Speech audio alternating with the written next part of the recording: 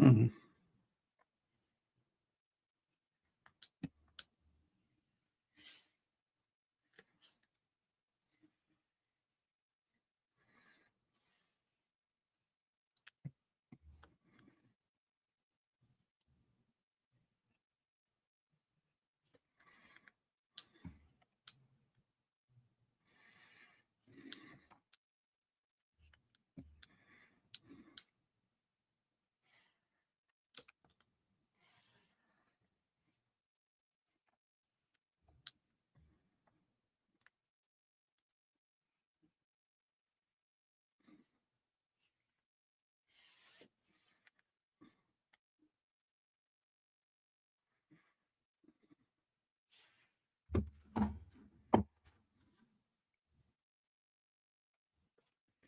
This is an excellent question because I didn't know when I started.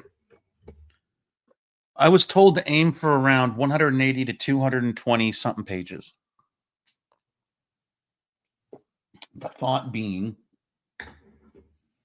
that you want the book to be long enough so that you can charge $20 for it, or at least I was told they were going to charge probably $20 for it. And they didn't want the book read uh, before they made it home from the bookstore, because kids, they read really fast, especially when they're super into the books. And so they wanted to have a little heft.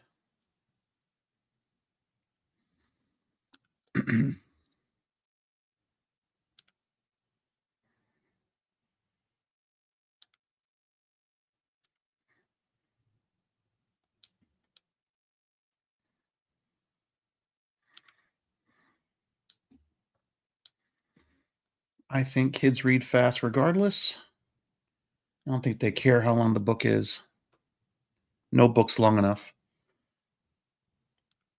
especially for voracious readers. They burn through them pretty quick.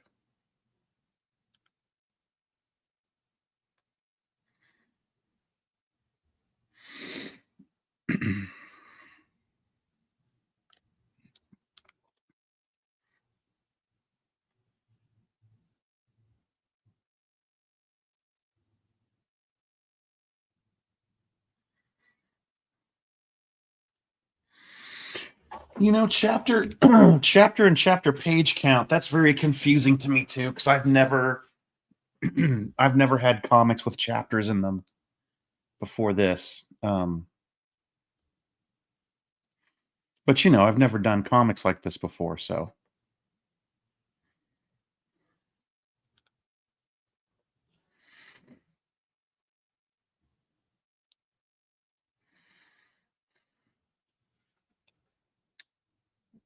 okay. This completely sucks. I can't believe I'm going to do this. But this looks terrible.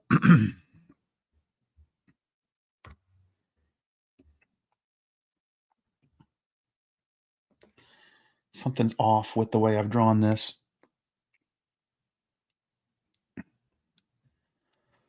Yeah, no problem. It's all new to us, man. It's all kind of crazy. No one really knows when you're first starting out how to do any of it.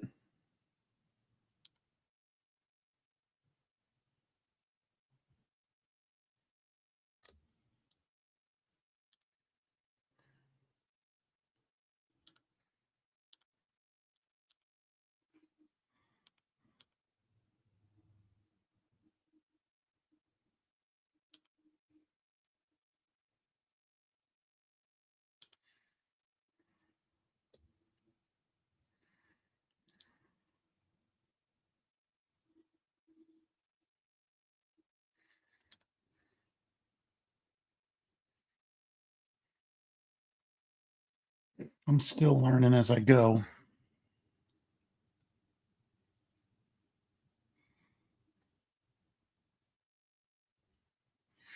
The learning curve's been tough for me, in my opinion.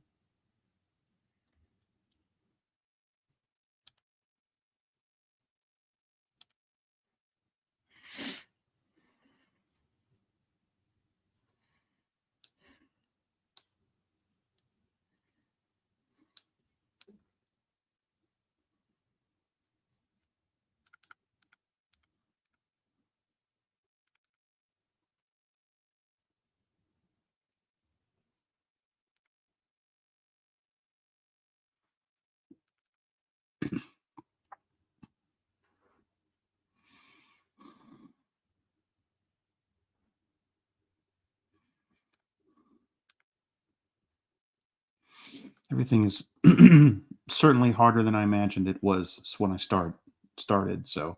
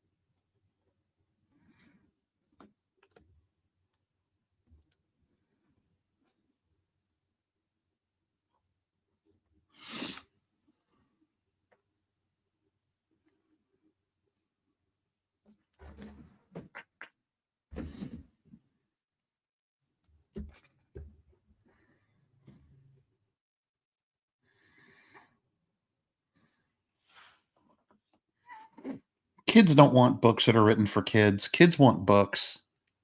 They want to the same thing adults want when they read. They want adventure and excitement and fun stuff, and they don't think about, oh, I wish, they need a kid's book. It's I think Maurice Sendak pretty accurately commented on that. You can't treat kids like kids when you write for them. They'll figure it out.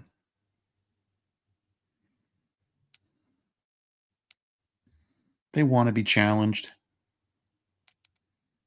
I know I did. I mean, I liked kids' books growing up, but by the time I got to middle grade, I wanted to read some cool stuff. There was stuff in the comics I read I didn't get, but that was okay.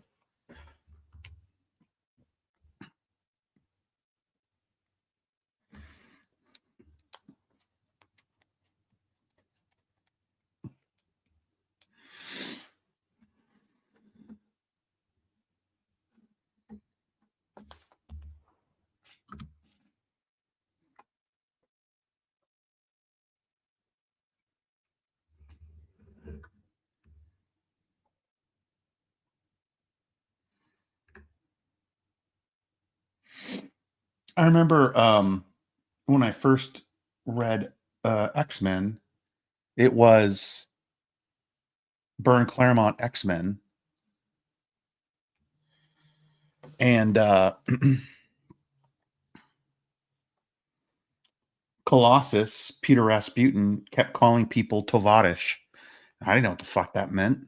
No one knew what that meant. I mean, it's cool to know now that it's Russian for friend, but we didn't know that.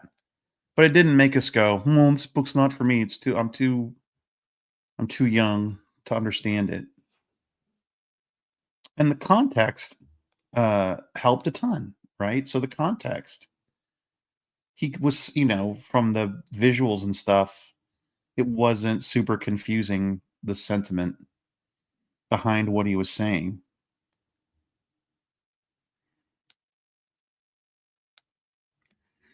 Meanwhile, we're all kids and we know a little Russian now. I don't know. I think it's pretty rad. My vocabulary definitely grew from comics and Dungeons and Dragons. Definitely. Definitely.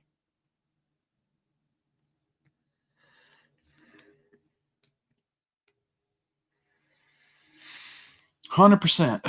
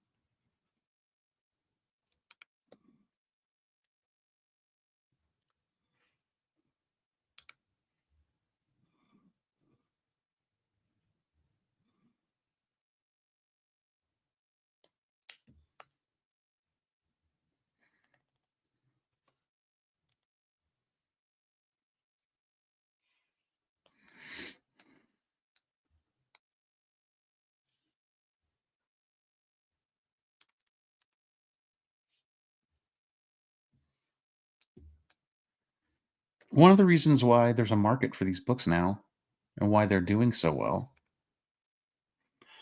is because parents learn that they can get their kids to read if they give them comics.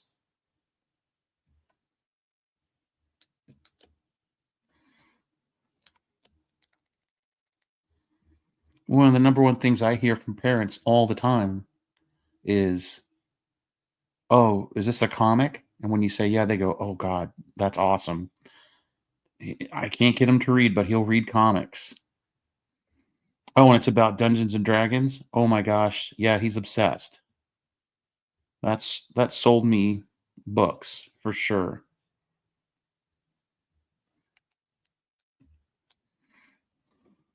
But I mean, 100%, they're learning that the kids will read comics where they may not read a chapter book. They might just be intimidated by it, I don't know.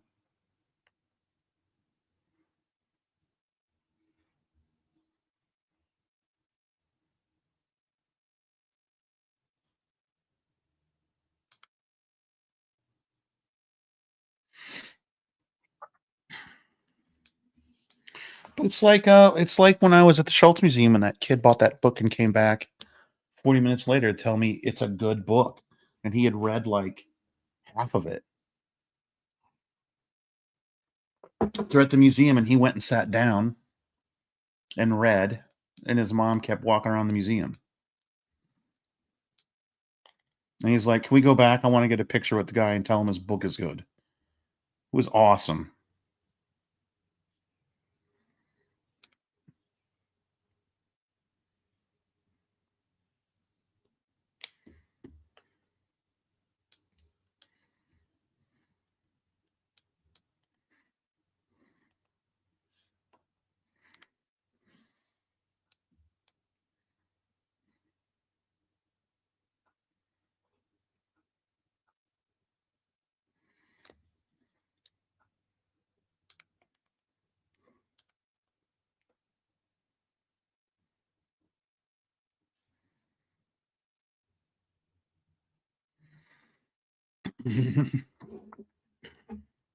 Oh, man. That feel good. Doesn't that feel good? It's so quiet here now. Um,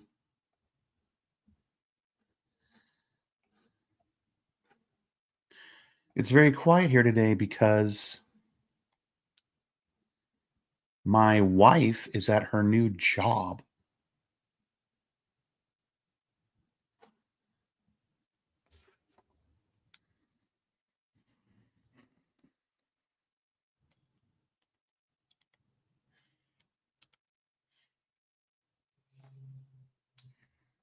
So she's not here puttering around the house.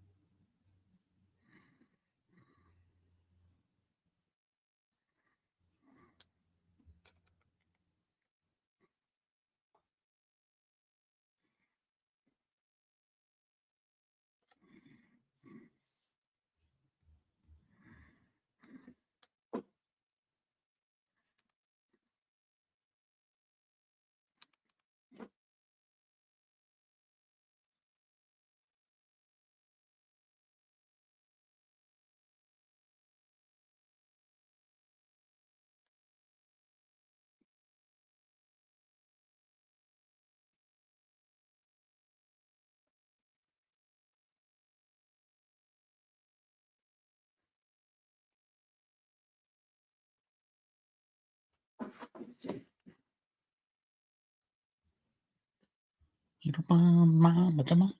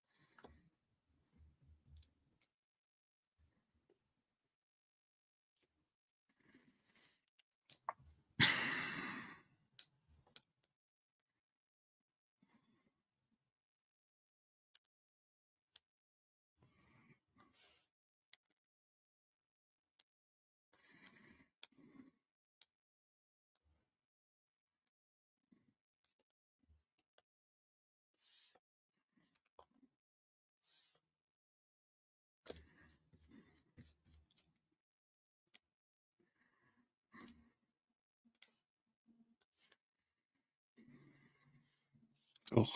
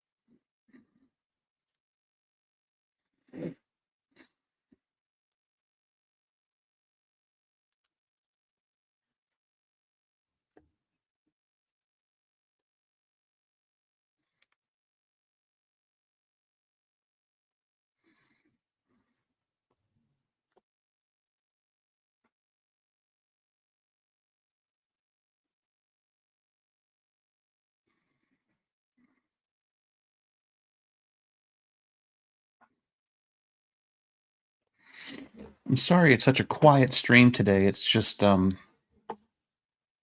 sometimes this is what I need to do to be productive is just not have on anything and just go. Um I'm sure makes for a very boring um stream. Or I don't know, maybe it's zen, maybe it's cool, but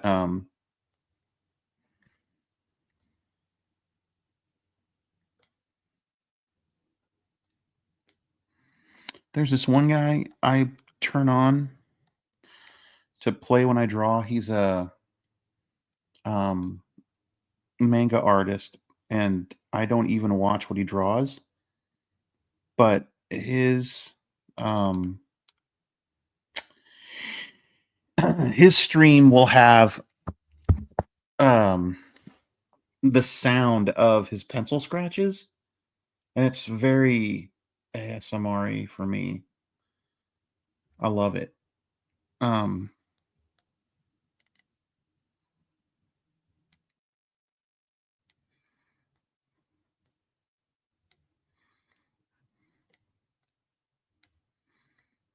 Makes me want to draw.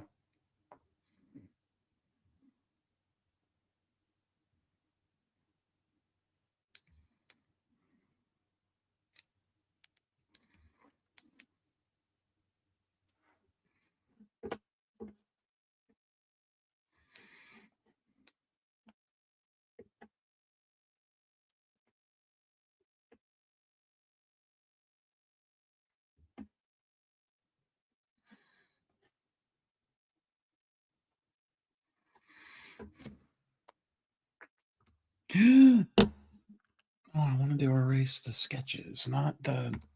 There we go. Okay.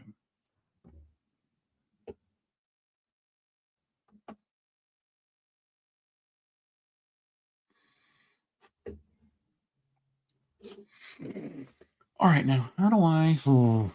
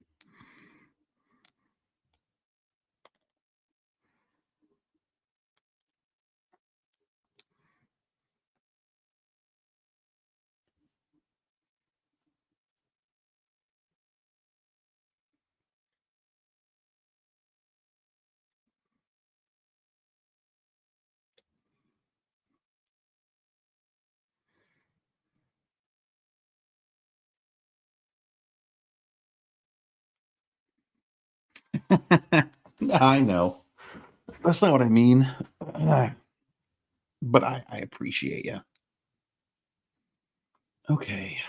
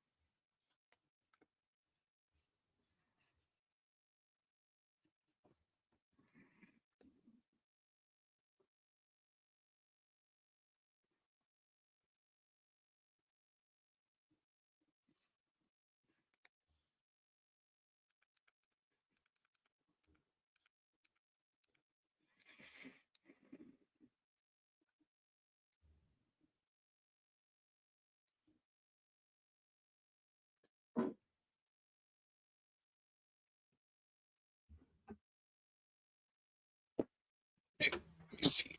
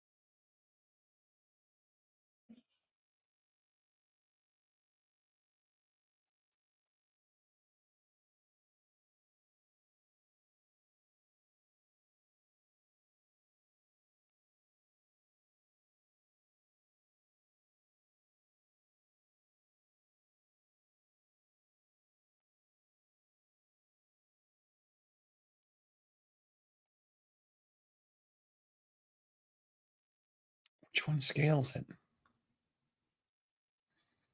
I don't remember how to scale it. Is this how to scale it? Oh, God, yeah, it is.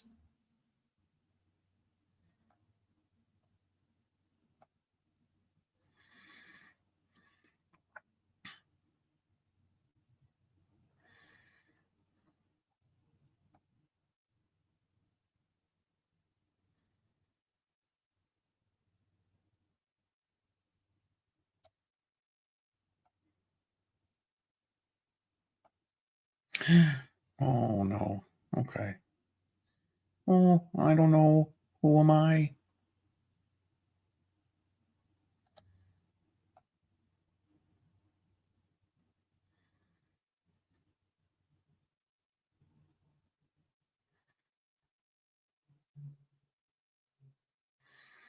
Okay. Why is it so?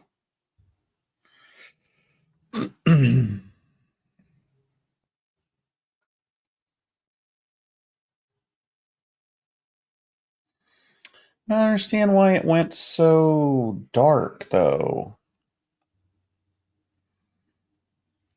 What happened to the outline of it? Sometimes this Clip Studio stuff, man, these assets don't really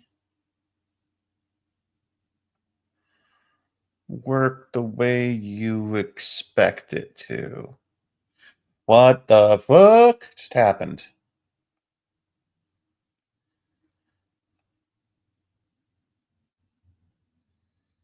Oh my god, there's a light source?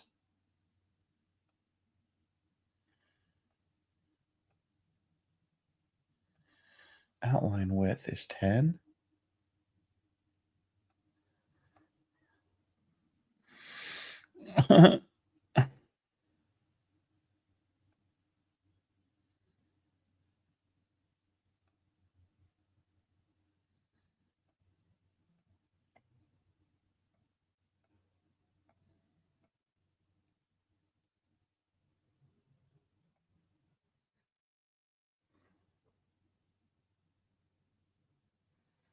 That's pretty cool. Okay. Outline width. I don't understand what that's doing.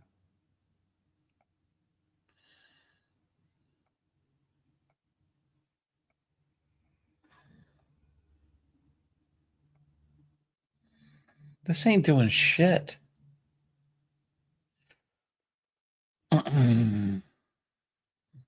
No, oh my god.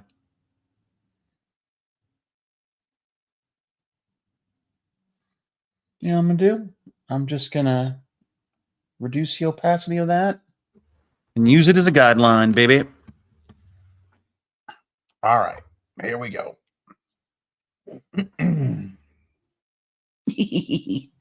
Okay, put that below the inks layer.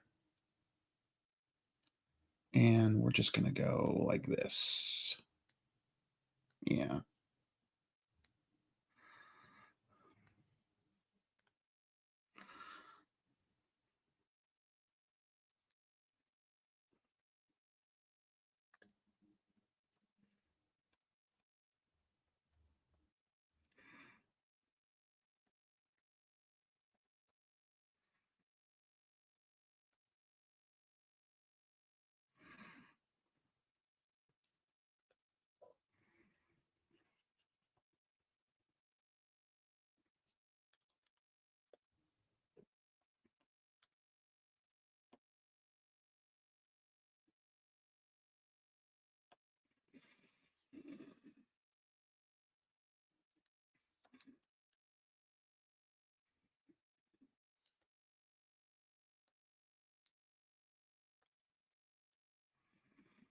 Okay.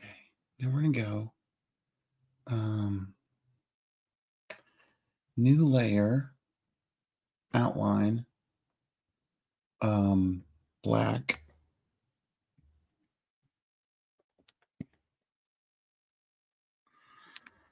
Thickness like that.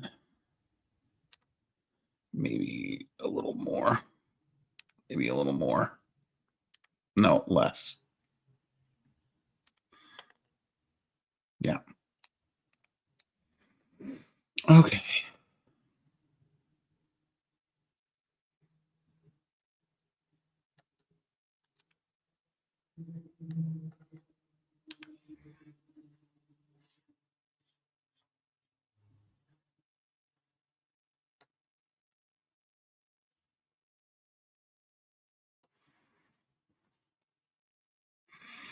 That's going to take some time.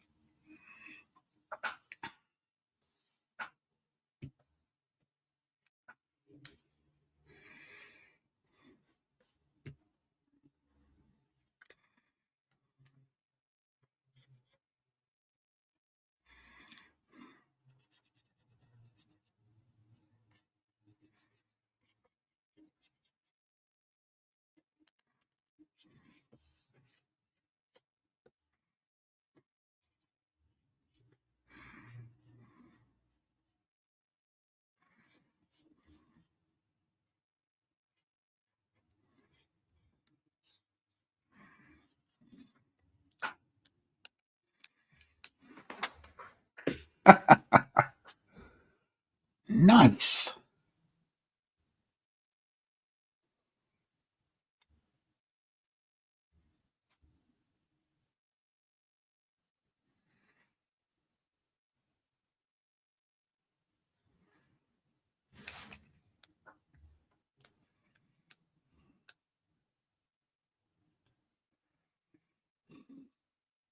Whoops.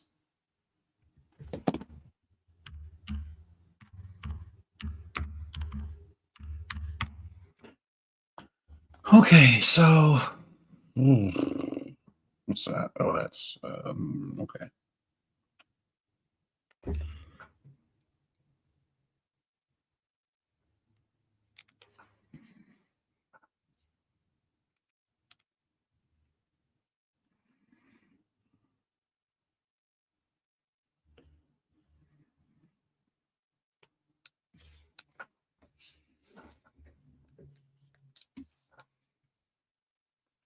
Save that. Jesus. Save it.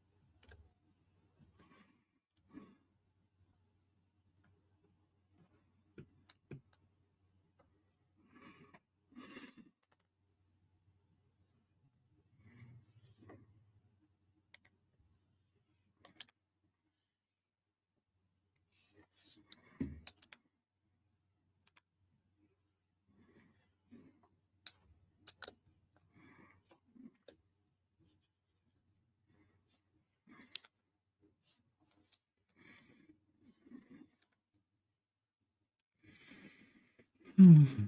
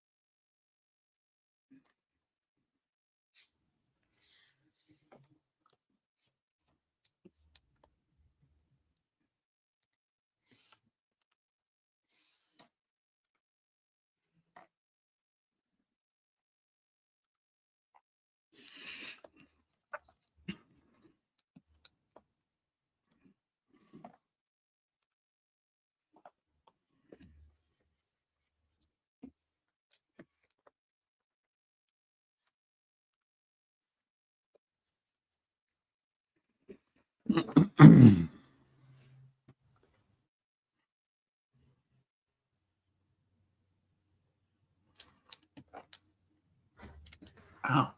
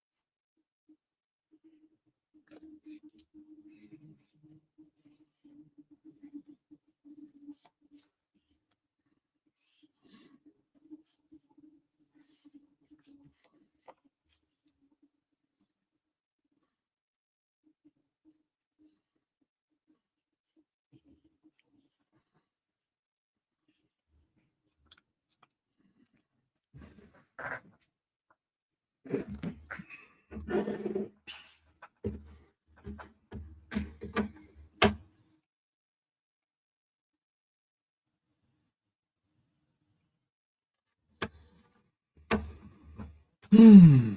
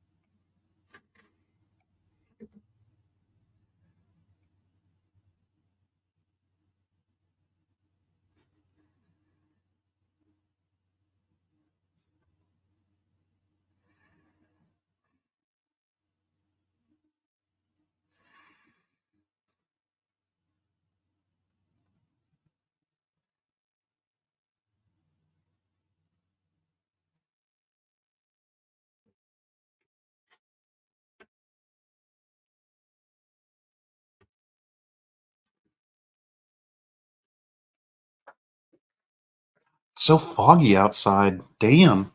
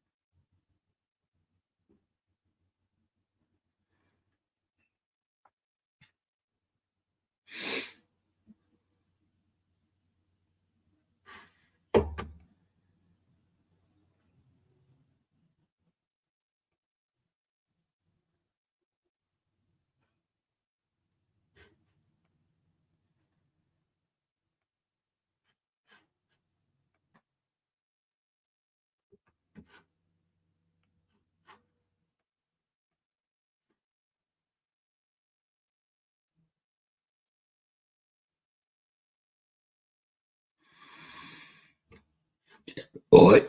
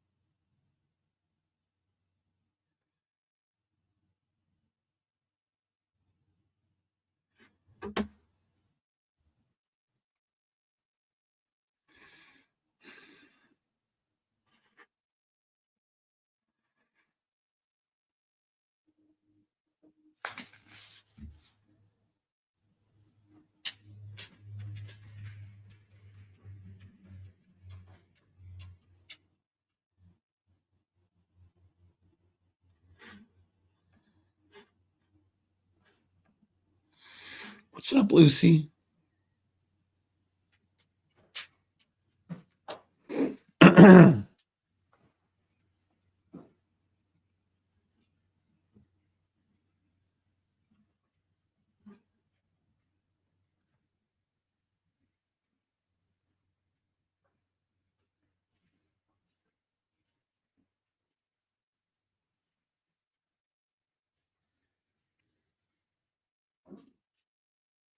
What's up, Lucy?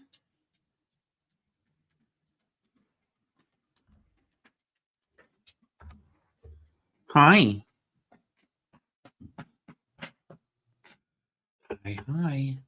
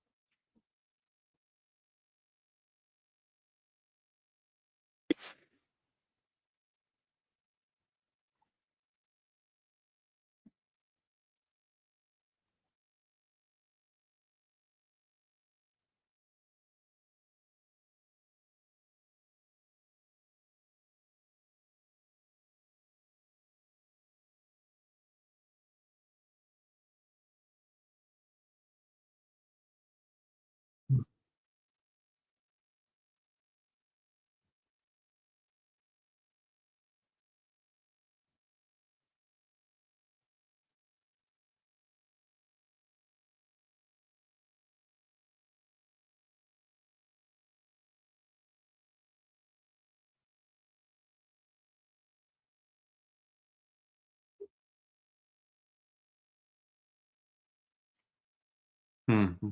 Hmm. Hmm.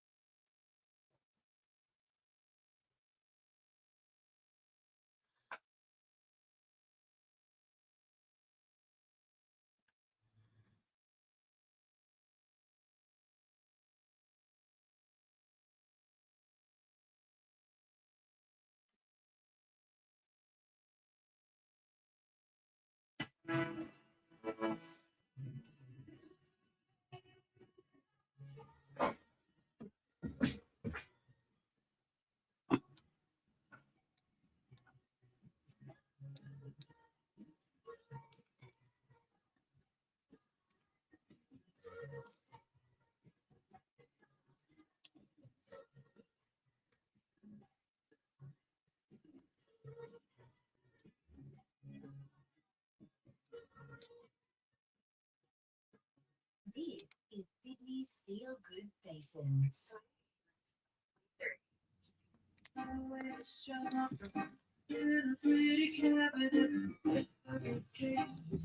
Just like Maria. Yeah.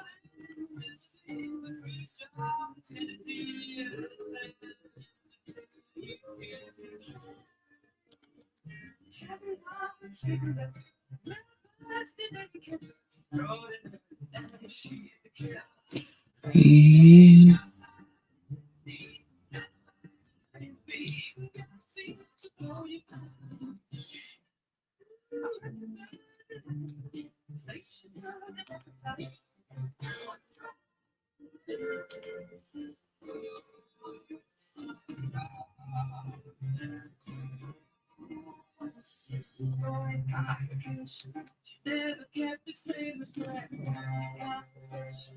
Felt just like a zombie.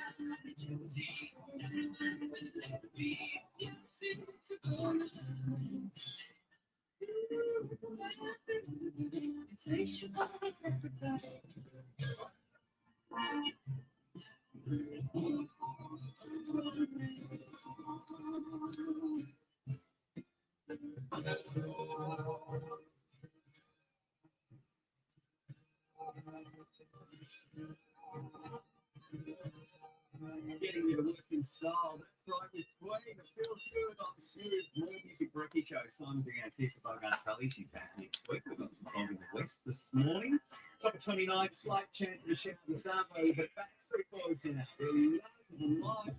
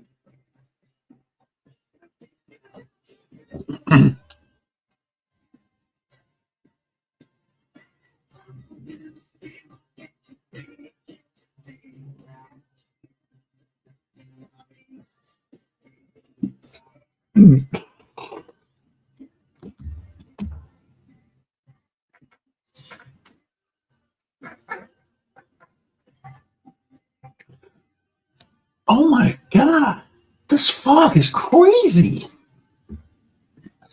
Every time I look outside, it's thicker.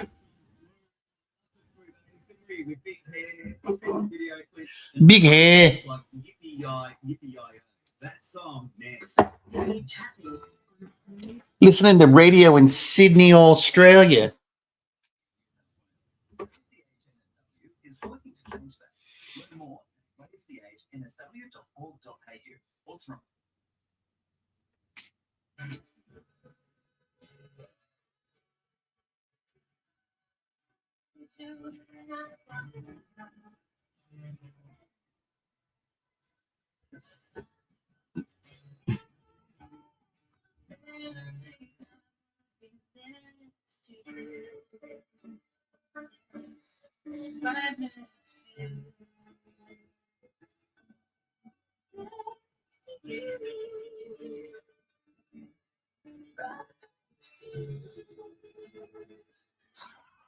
Half a bullet. I love that gag. Half a bullet. And it just went under his skin. It's it's under my skin. Half a bullet. That's all that he had left. How do you remember that? Oh my God, John. That was a PvP strip with a zombie apocalypse, and Brent was down to half a bullet.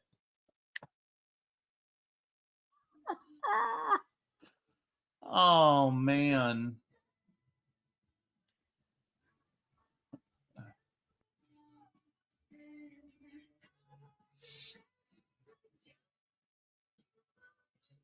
Wasn't it half long ways too?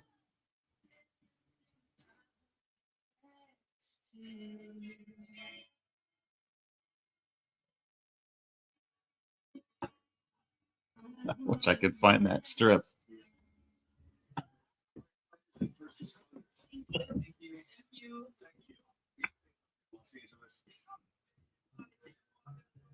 Half a bullet.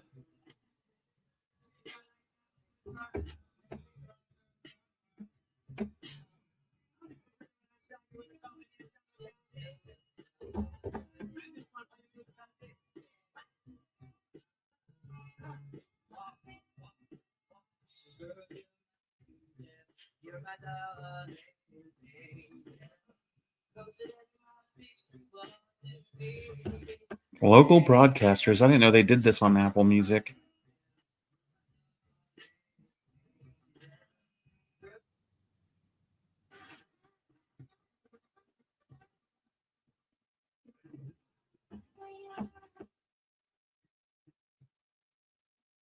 This is quality. From Jado Hat.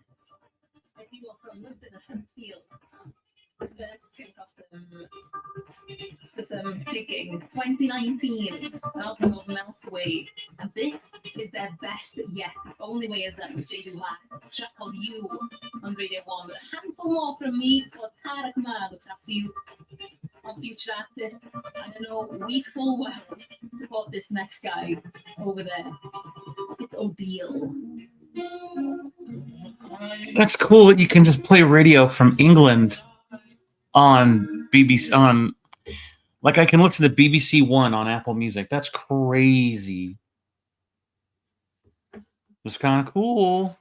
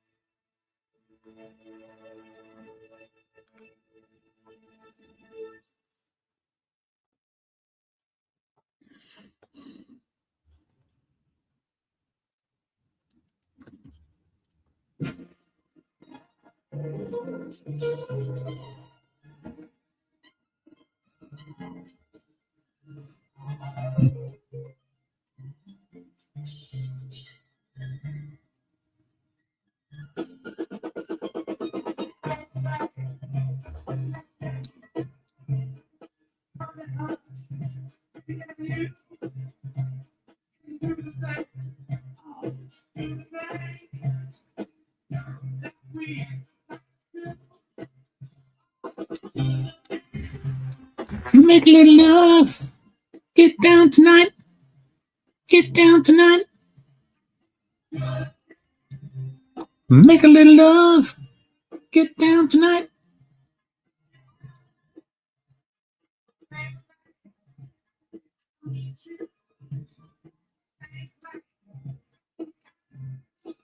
Same time.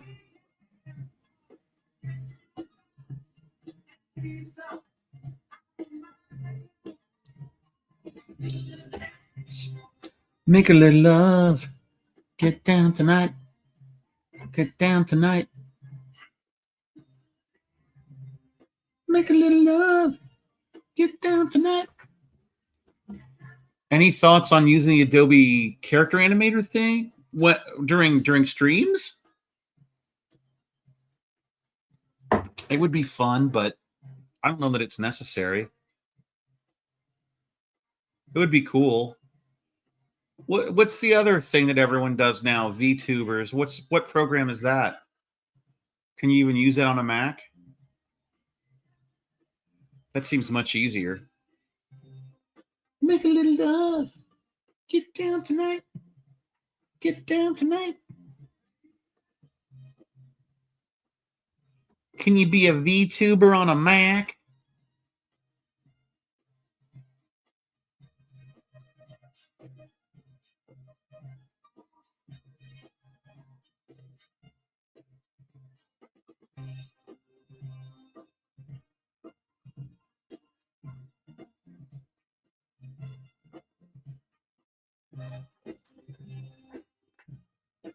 I mean, I can, yeah, you're not wrong.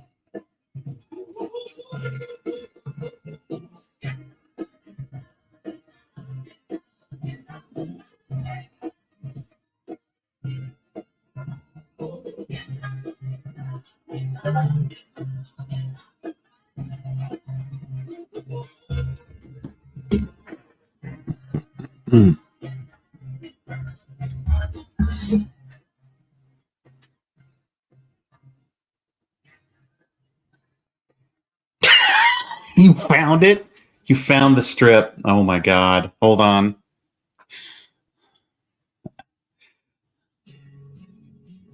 Dead. They're all dead. I've killed my family, no choice. Only half a bullet left.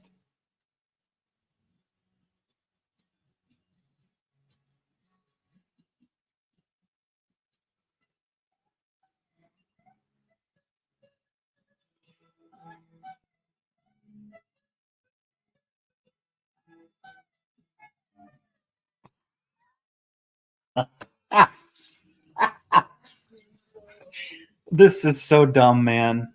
Why is he in a dress? I don't remember that. Hold on a second.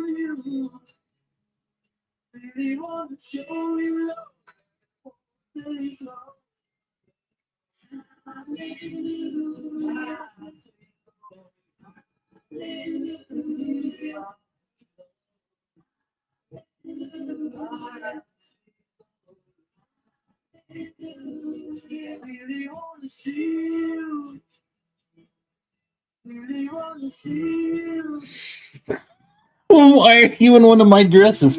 Clean the shit out of your ears, woman. It's this fucking sound.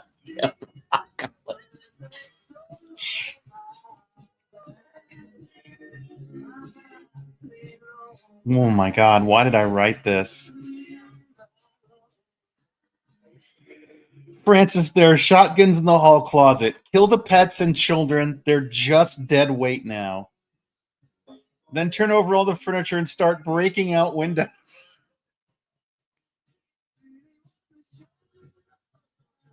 Hello. Hey. What you doing? I am currently drawing comics and streaming it so people can hear you. Oh. 10 of them. Okay. Do I need to mute my mic? Is it private? It is. All right, hold on. Hold on.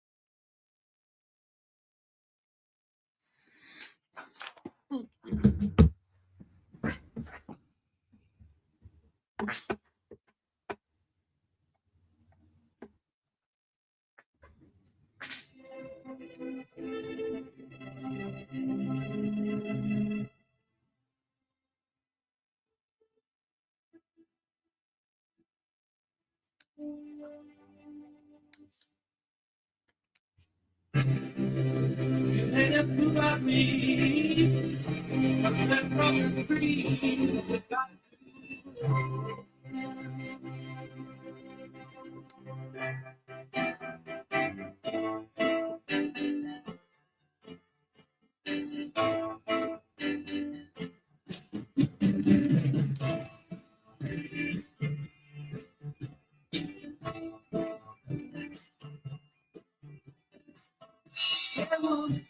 got me.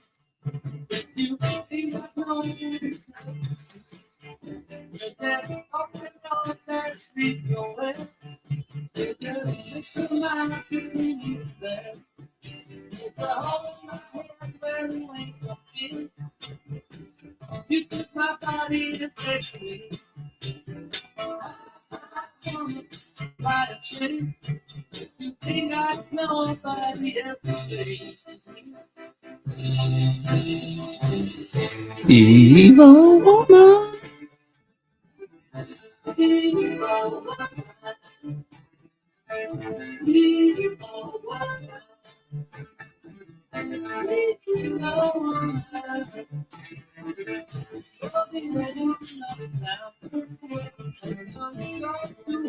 Settle down.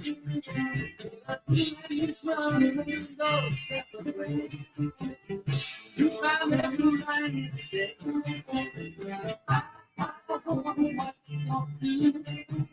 You start all up, but you will have to go get you. So you let that be a pain. You better get your best on both of them. Evil woman.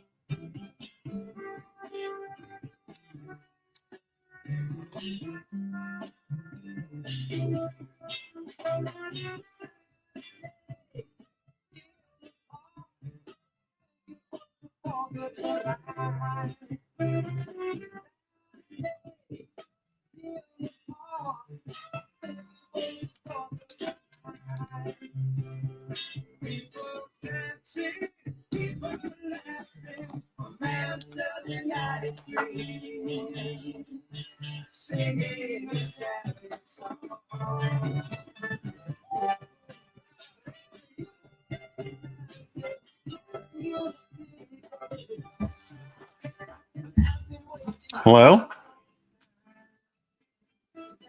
Brian? Oh, he never hung up on me.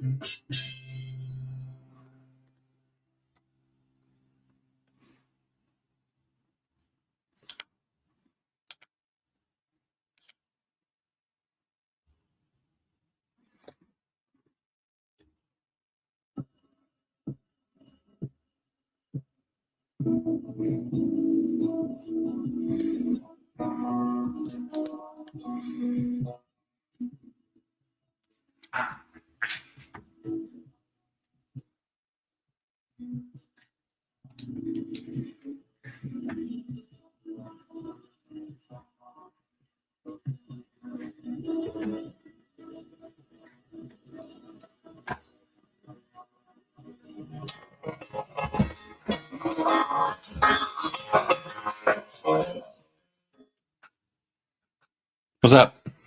I got it. Oh, you just got the job? Well, I got it. that was a quick turnaround from the previous call. Yeah, I guess, like I said, it was a field kind of thing. All right. You and Angie both starting new jobs the same week. When do you Well, start? I have to give my 2 weeks, probably February 3rd or February 10th. I got Nice. to get the offer letter and the paperwork and all that stuff, and then I got to give 2 weeks, and then February 3rd or February 10th. Congratulations, Brian. Congratulations. Got that monkey off my back for a little bit. Okay, All That's right. all. I love you. I love you too. All right. We'll do some celebratory rivals later. Yes. All right, buddy. All right. I love Good you. job. Thanks. Bye. Bye.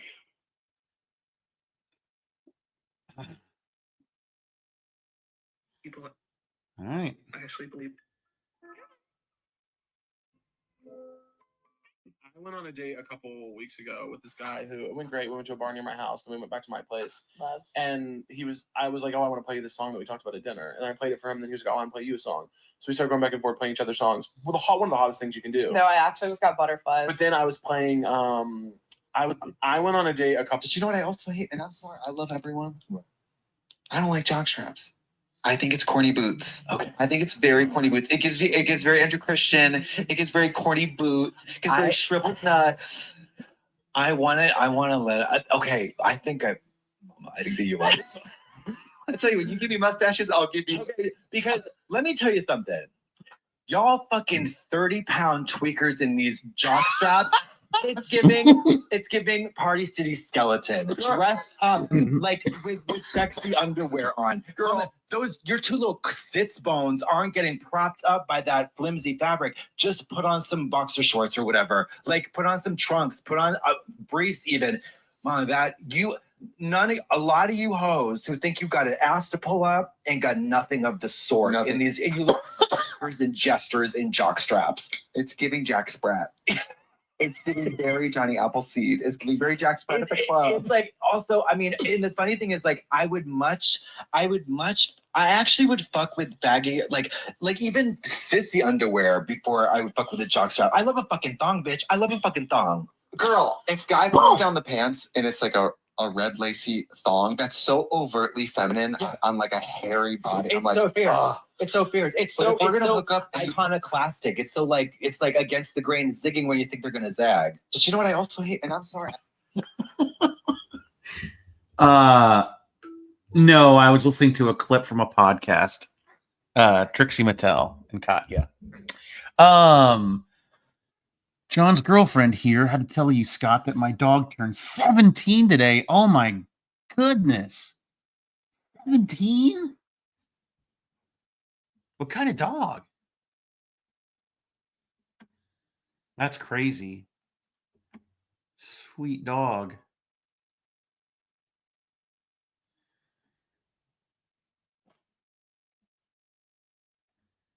A corgi mix, huh? Okay. Well, that's unbelievable. 17. Damn. Still doing okay? Because, it's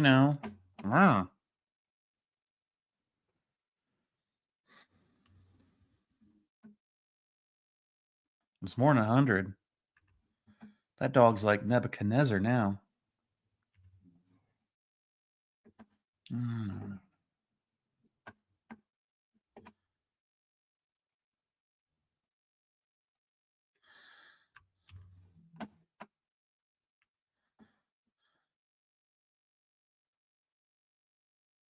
Aw.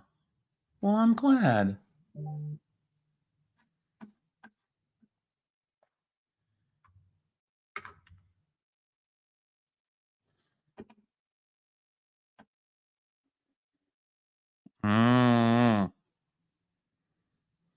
Lucy says,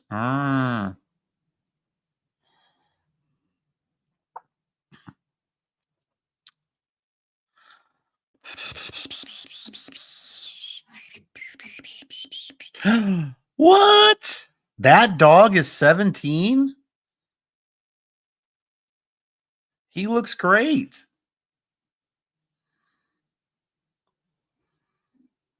Oh, him a sweetie.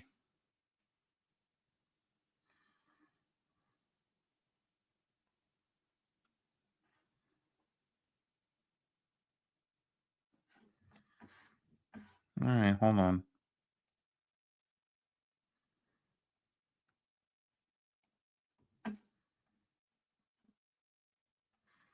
What is this good boy's name? Happy birthday. Happy birthday, little boy. Those little socks on the front. Oh my gosh. Him just a little guy. Happy birthday, Remy.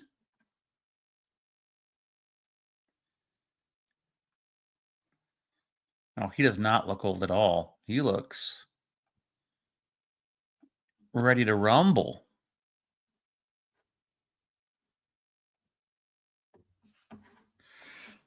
He looks ready to rumble.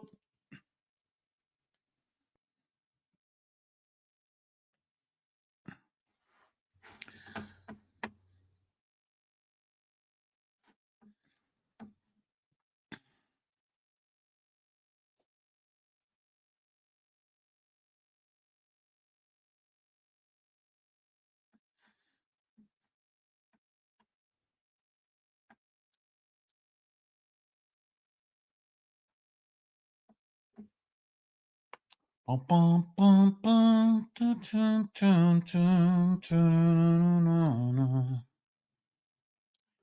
Saturday in the park. I think it was on the line.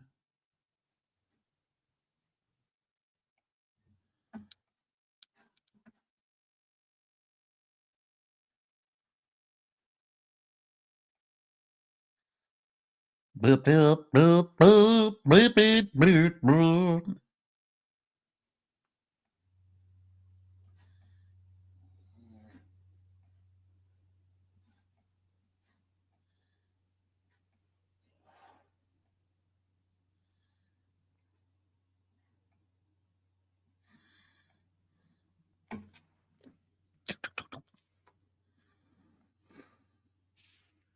Chinese soap operas? What the hell?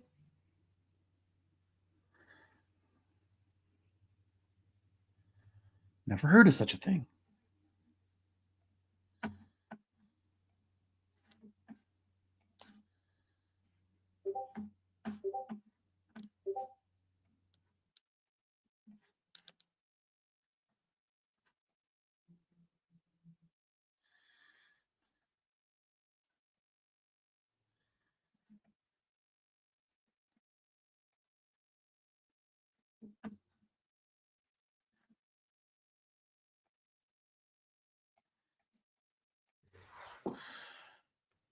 I mean, what?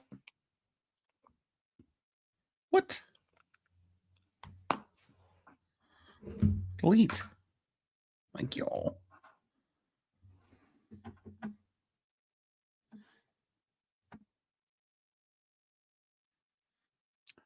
He's so cute.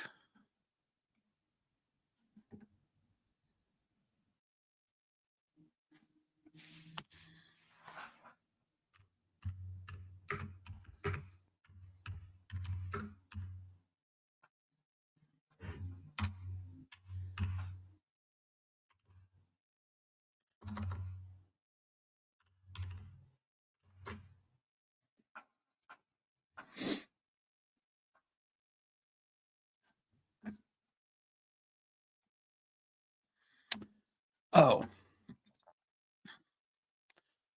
Judging by the format, this is not a comic strip. Are you including Skull on your other comics? Actually, yes. This is book 2 of my middle grade graphic novel series, Table Titans Club. And I thought it would be fun because in book 2, they go to a LARP role playing summer camp. And I needed to come up with counselors, right? Obviously, because there's going to be counselors at the camp. And I thought, well, shoot, rather than come up with new characters, why don't I just have the PvP gang be the counselors? I already know what they look like. And that kind of led me to this idea that there's this camp legend that there's a troll out in the woods. And that kind of led me to some story beats. And so, yeah, Skull is kind of in this book. So, you know, kids that don't know PvP, it won't really matter. It's just, you know, a part of the story. But if you're a parent who read PvP growing up, maybe, and now you got your own kids, that's a neat little nod that, you know, the gang's in there.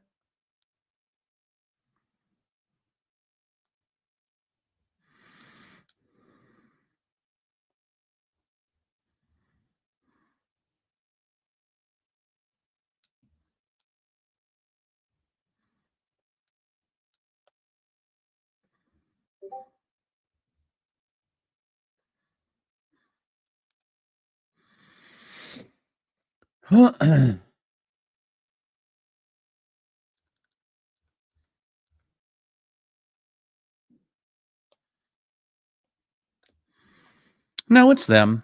I mean, I don't know. That's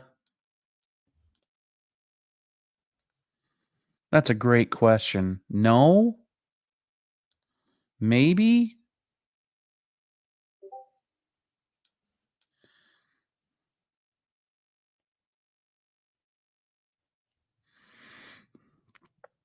Because in PvP, the comic strip, we met Val and the Table Titans as adults, whereas older.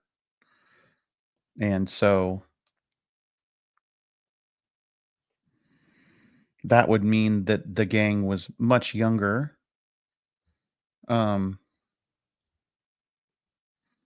When they camped. And actually, it's kind of hard to tell. But Francis is in here as a kid, as a camper. So,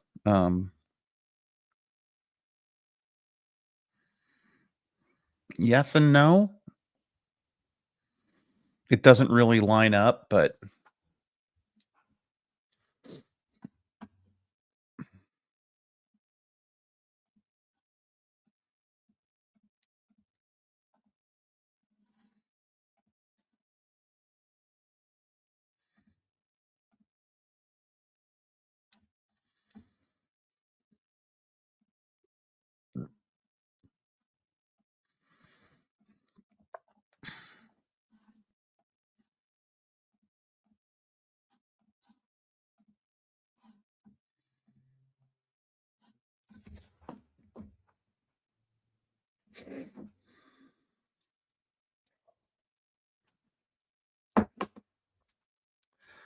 that was a tough couple pages.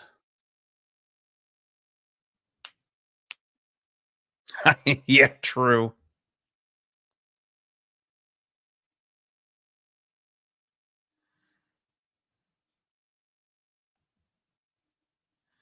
I have no problem with it being canon. I just don't think it works super good.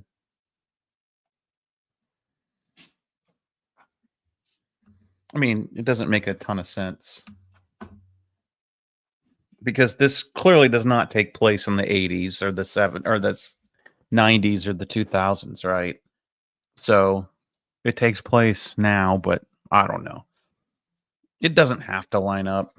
It really doesn't. It's kind of cool if it does, but it don't have to. We'll figure it out. We'll figure it out at some point, right?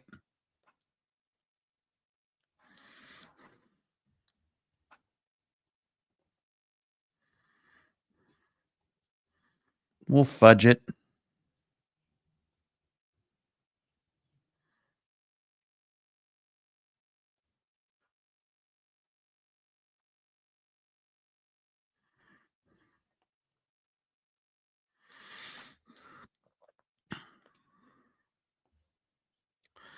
I already kind of changed some stuff from Table Titans proper, because in Table Titans proper, if you go read like Table Titans book 1, they didn't know Darius until they met him at the mock sporting house where they played games. So they met him at the game store. And in this, they've known him since junior high. So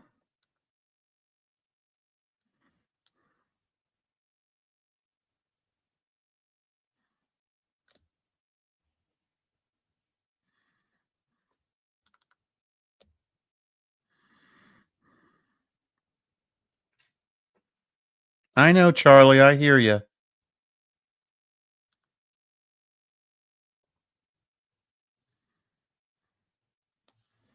Hold on a second.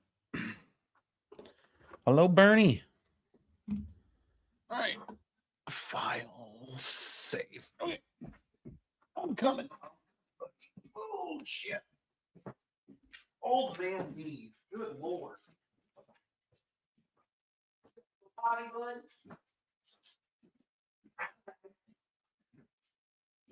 Oh.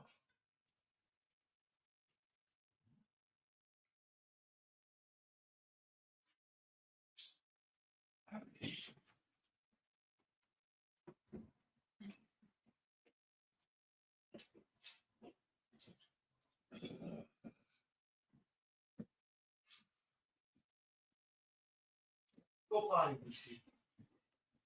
Go on, kid. Hey. Go potty. Go on. Lucy. Go potty.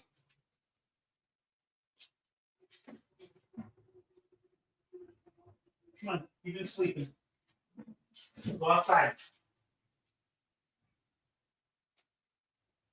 Lucy. Go.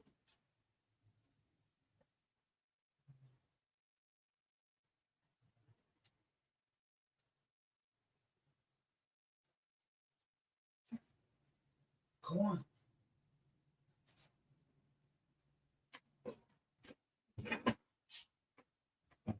Come on.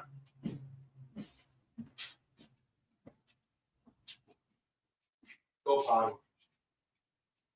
Go on. Go.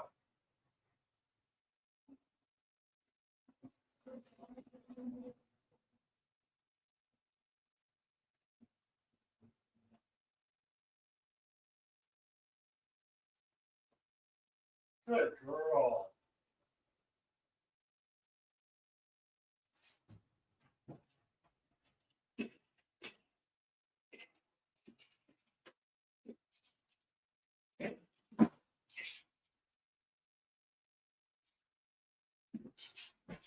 Good girl.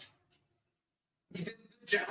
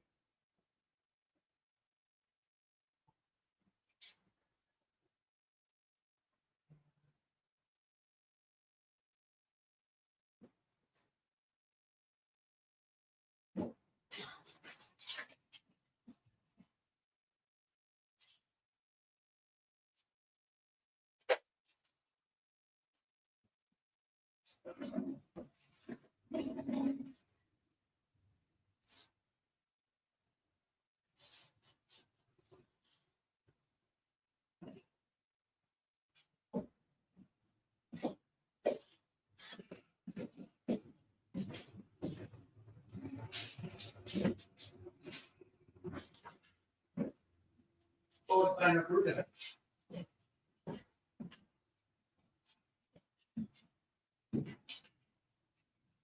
Charlie, was machst du?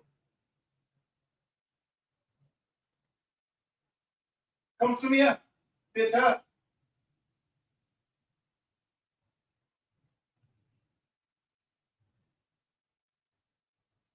Charlie Brown. Come here.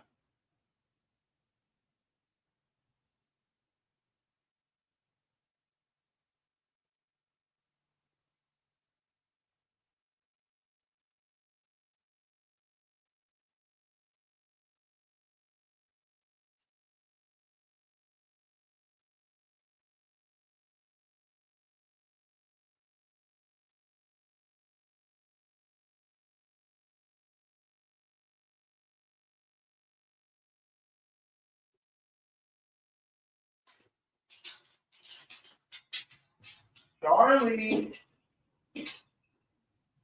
Come on.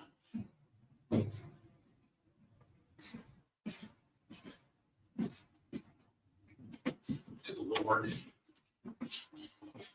How am I supposed to fucking see through this?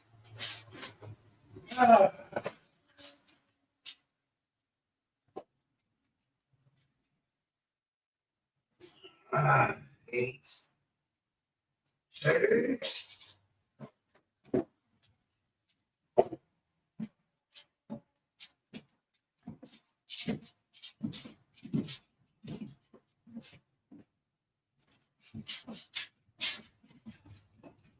Charlie, come here.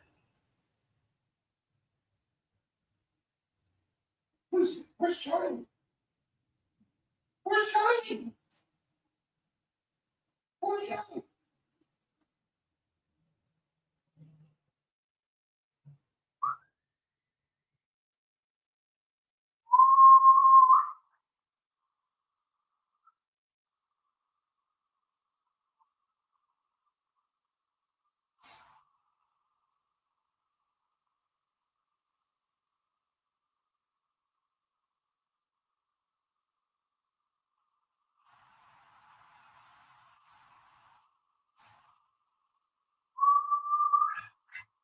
God dang it.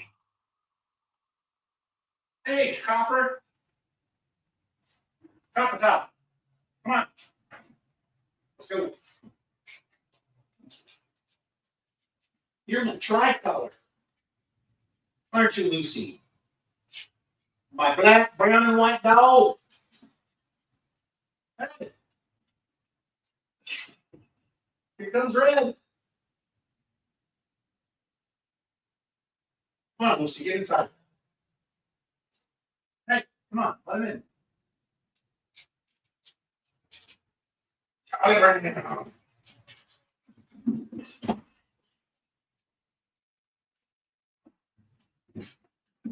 right, good boy. Yeah, thank you. Thank you. Tell me what they call. Oh, so cool. That is so cool. You know, puppy dogs. Puppy dogs.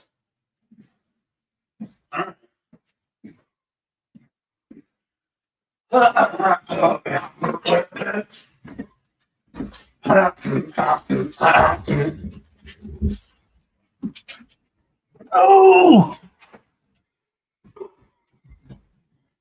Lucy has to go outside. I don't care if it's cold.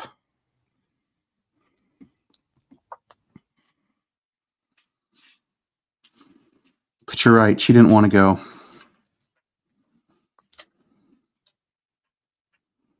They get really diva-like sometimes about wet grass and having to go in it to pee. Sometimes they'll just pee on the concrete. And it annoys the crap out of me.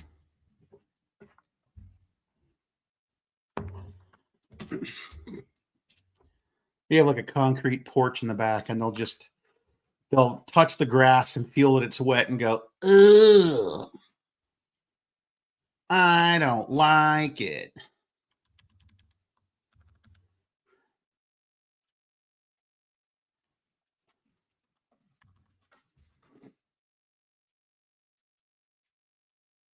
And then they'll just pee right there on the concrete. And I'm like, really? Really? On the concrete.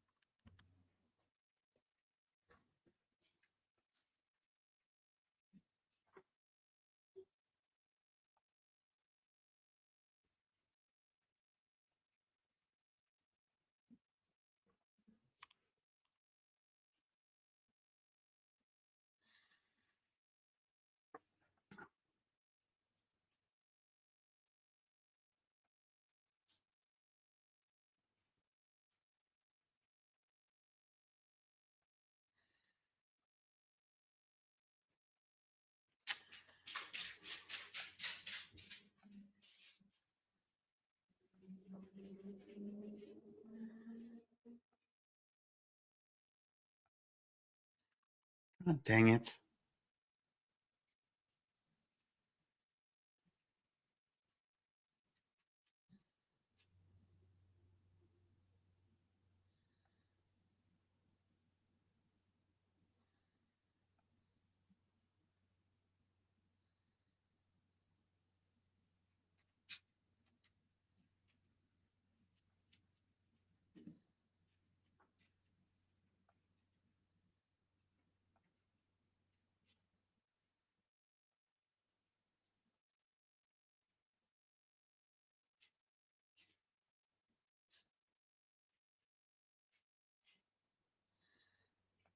No, I don't like it.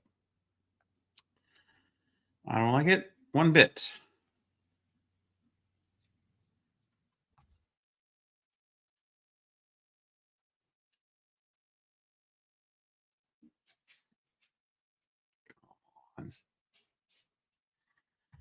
What?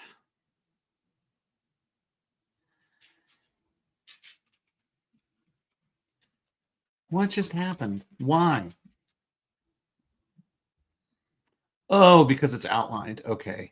That's why. All right.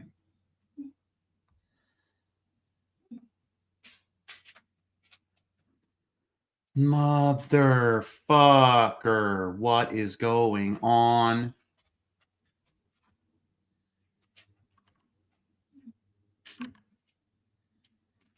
Why? Why is it so big? Brush shape. Oh my God, the brush size is huge. That's why. How did we get to there? All right.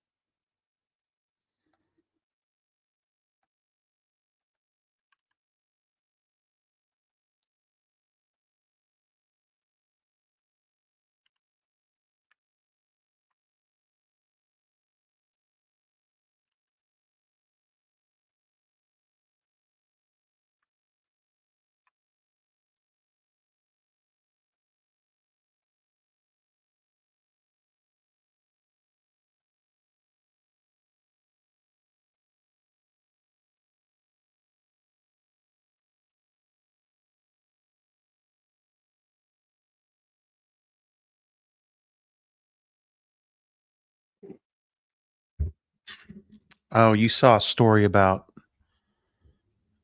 was it me talking about my dad clogging up the toilet?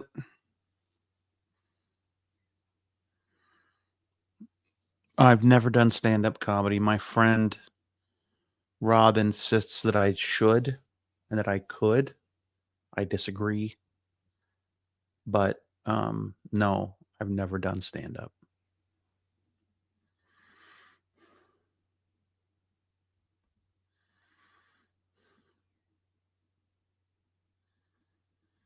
Yeah, it's a story about my dad. He was constipated all the time when he lived here, and he went days, and didn't poop. And then one day, he came. He's like, "I need your help," and I went downstairs, and it was like a pile of poop. You know, like 2 weeks worth of poop, and almost a whole roll of toilet paper in the toilet. And I was like, "Whoa." So you're clean, and he's like, I'm clear. You feel better? He's like, yeah, I feel great. I'm like, okay, good, that's what's important. Quick question though, why so much toilet paper? And he said, Well, when I started wiping my butt, it was kind of encouraging it to go. So I just kept wiping. And I'm like, okay. Well, that's not going to flush. And then I thought, how am I going to get that out of the toilet without, you know what I mean? And then I thought about when you go take your dog out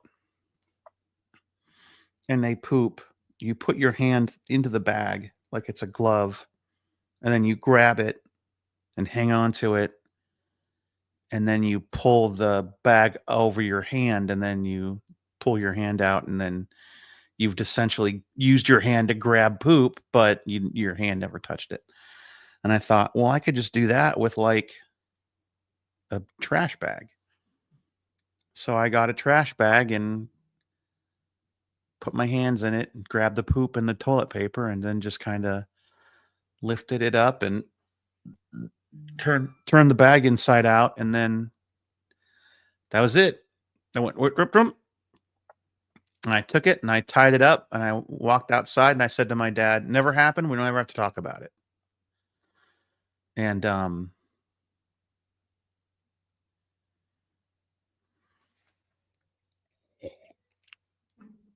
that's when he decided it was okay to live there.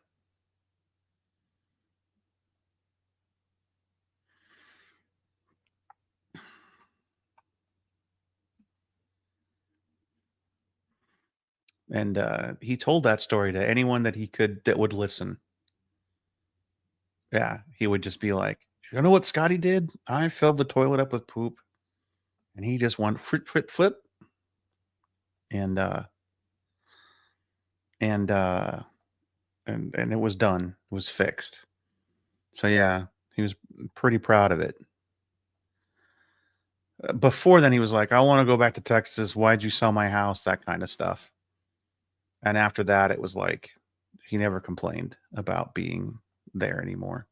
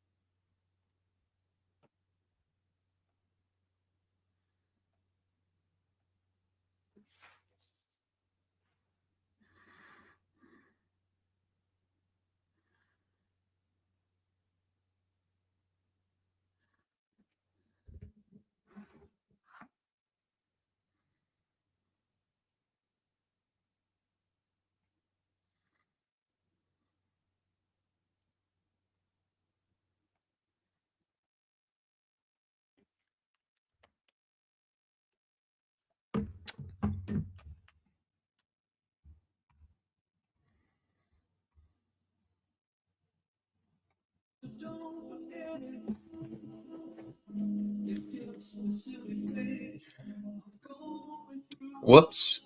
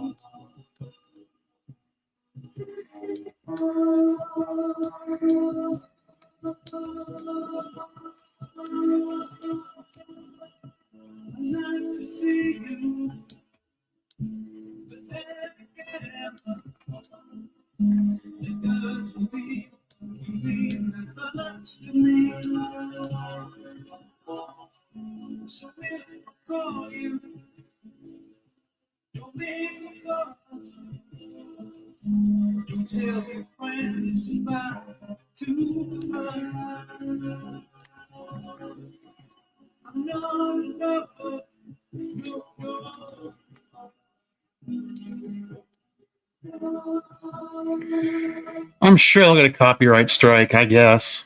I need something on sometimes.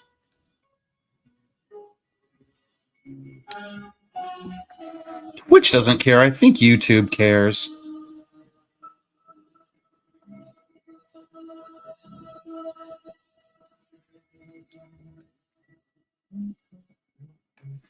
But then I'll like watch other people draw and they listen to music. So I don't know. I don't know how it works really. I guess we'll find out.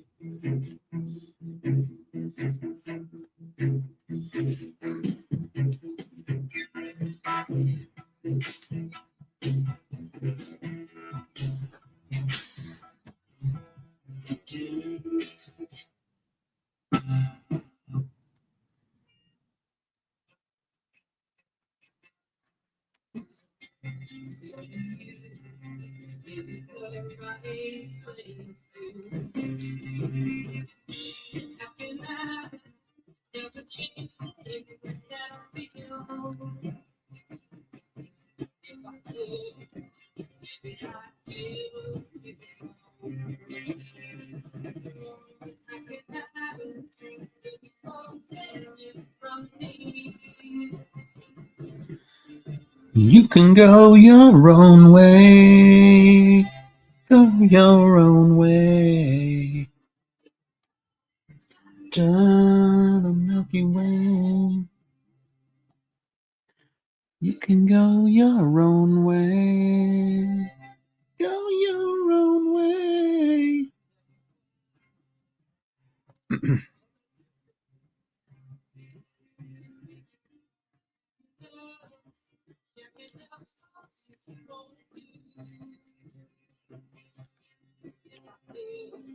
Shit.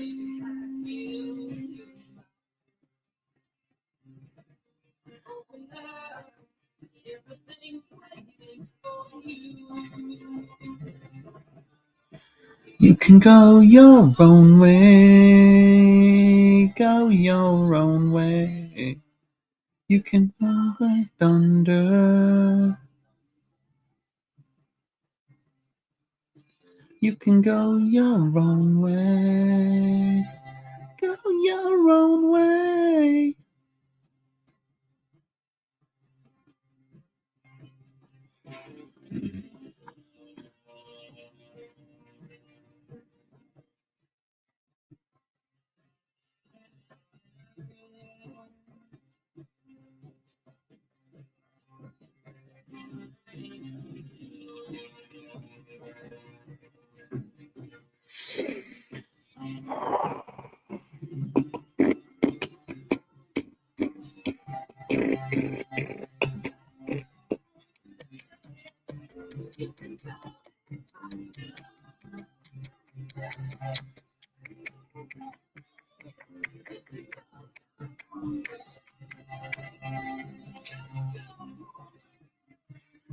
You can run.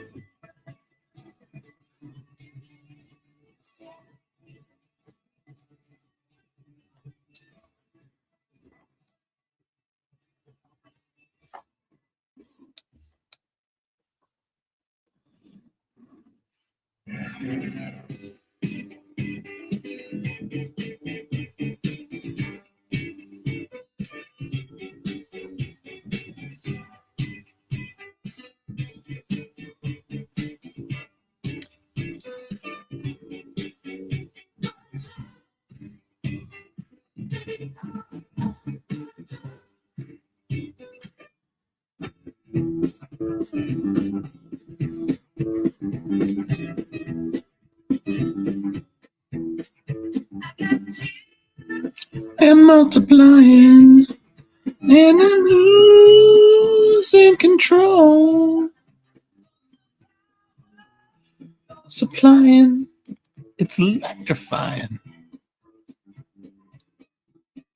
You better shape up, 'cause I need a man. And my heart is set on you. You better shape up. You better understand. Be true, nothing less for me to lose. You're the one that I want. You're the one that I want. Ooh, ooh, ooh. Ooh, ooh, ooh. The one that I want. Come on to me. Oh, yes, indeed.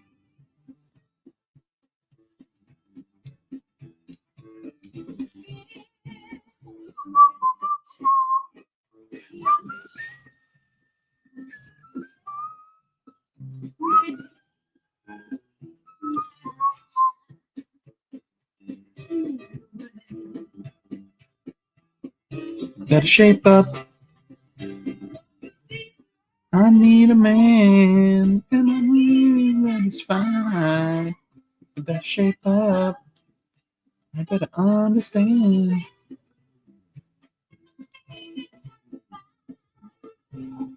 Sure. You're the one that I want. Ooh, ooh, ooh, honey, the one that I want.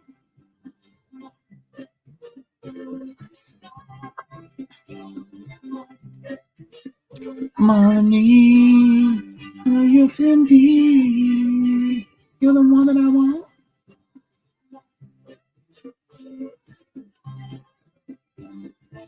The one that I want.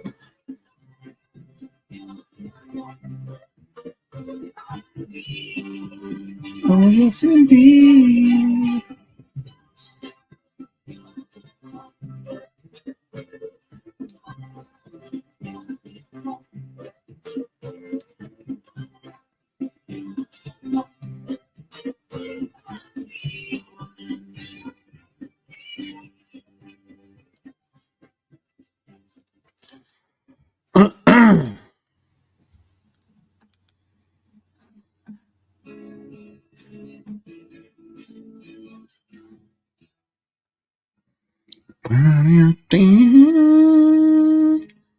Try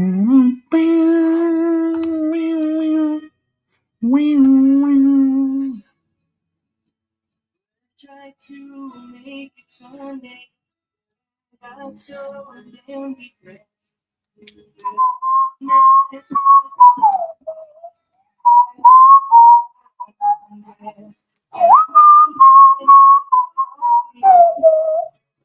Do the previous night with a full moon shaking in my mind. But I keep on thinking about you, sister, golden, yes, right. And I just can't live without you. Can't you see it in my eyes? I've been one for the start. I've been too far to, but it doesn't seem anything on the mind. Will you In the middle.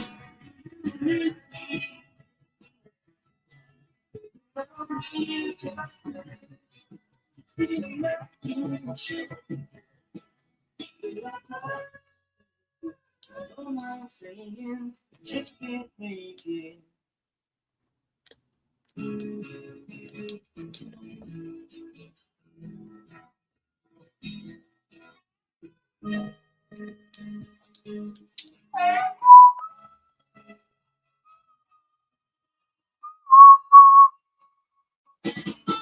But I keep on thinking about you, sister, golden, and surprise. And I just can't live without you. Can't you see it in my eyes? Yeah, I've been one for the start. I've been too hard to find. But it doesn't seem anything on the mind. Do you think it's been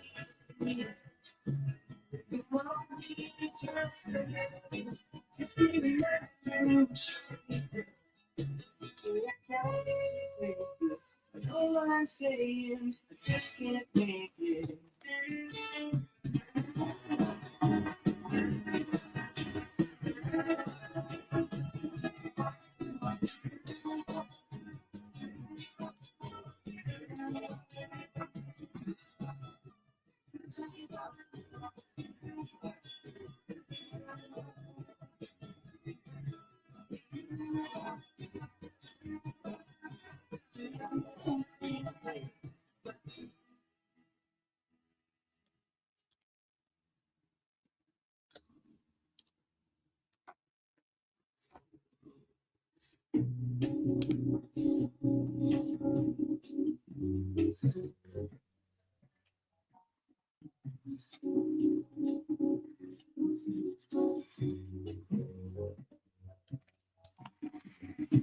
You are the sunshine of my life.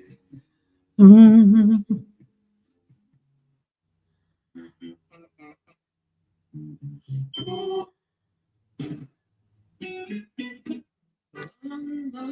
Time ago. I can still remember how that music used to make me smile. And I knew if I had my chance that I could make those people dance, and maybe they'd be happy for a while. But February made me shiver with every paper I delivered. Bad news on the doorstep. I couldn't take one more step. I can't remember if I cried when I read about his widowed bride. But something touched me deep inside. The day the music died.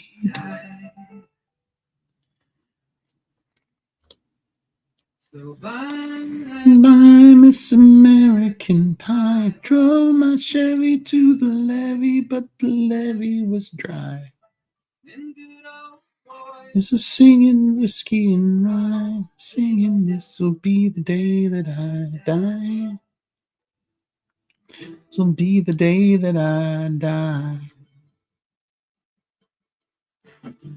Did you write the book of love? Do you have faith in God? If the Bible tells you so. Do you believe in rock and roll? Can music save your moral soul? And can you teach me how to dance real slow? Well, I know that you're in love with him, 'cause I saw you dancing in the gym. You both kicked off your shoes, and I think those rhythm blues. That was a lonely teenage broken buck with a big carnation and a pickup truck. But I knew I was out. The day the music died, I'm singing bye bye Miss American Pie, but the levee was dry. Boys are singing whiskey and wine, singing this'll be the day that I die. This'll be the day that I die. 10 years we've been on our own. Moss grows fat on a rolling stone, but that's not how it used to be. When the jester sang for the king and queen in a coat he borrowed from James Dean, and a voice that came from you and me. Oh, and while the king was looking down, the jester stole the starry crown. The courtroom was adjourned. Now the was returned. And while Lennon read a book of marks, the quartet practiced in the park, and we sang dirges in the dark. The day the music died, and we were singing bye bye Miss American Pie. Oh, my Chevy too, but the levee was dry. Drinking whiskey and rye, singing this'll be the day that I die. This'll be the day that I die. Helter skelter in the summer swell. Flew off to the forest, 8 miles high and falling fast. Land is on the grass. The players tried for a forward pass with the jester on the sidelines in a cast. There was sweet perfume while the sergeants played a marching tune. We all got up to dance. I never got the chance. The players tried to take the field. The marching band refused to yield. Do you recall what was the feel? Sick time. We started singing bye bye Miss America. Oh, shit, and you know, we can see this will be the day that I die. When there we were all in one place, the generation lost in space, the movies and hard again. Jack be nimble, Jack be quick, Jack flash, saddle again, the signal.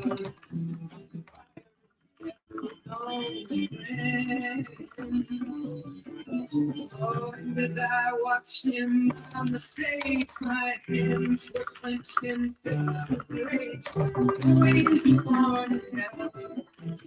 But bring that same spell, and it flames running high tonight. Just like the sack, but you're right, I saw a single laughing with the light today. The music died. Even singing bye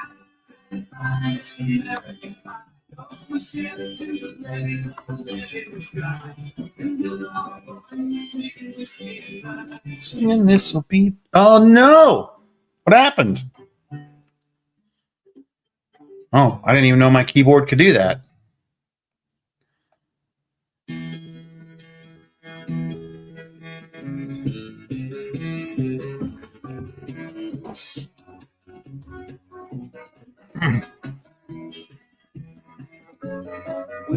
Back on all the crap I learned in high school. I can think it all. And though my lack of education never hurt me none,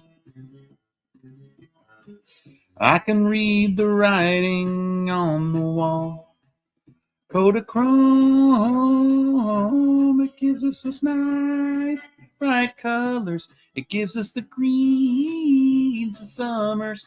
Makes us think, oh, come on. Sunny day, oh yeah. I got a Nikon camera. I love to get the photographs. Take my Kodachrome away. Wow, Scott. Knew when I was single. Together for one night. I know they'd never match my sweet imagination. And everything looks worse in black and white. Kodachrome, it gives us those nice bright colors. Gives us the greens of summers. Makes you think all the world's a funny day, oh yeah. On camera, I love to take the photographs. My Kodachrome away.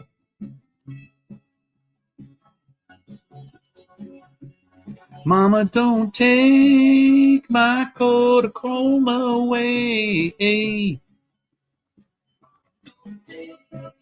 My Kodachrome away.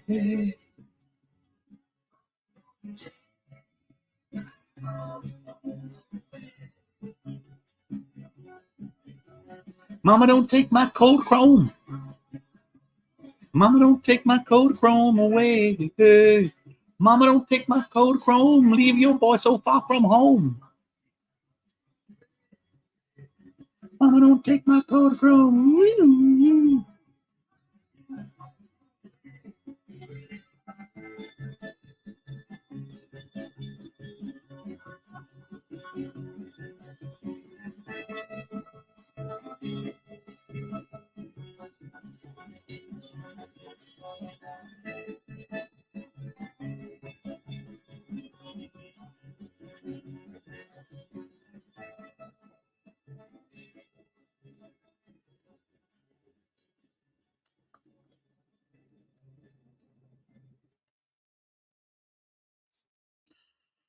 I know they'd never match my sweet imagination.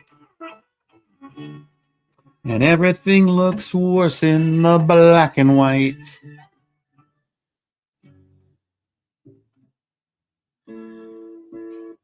Ain't no sun.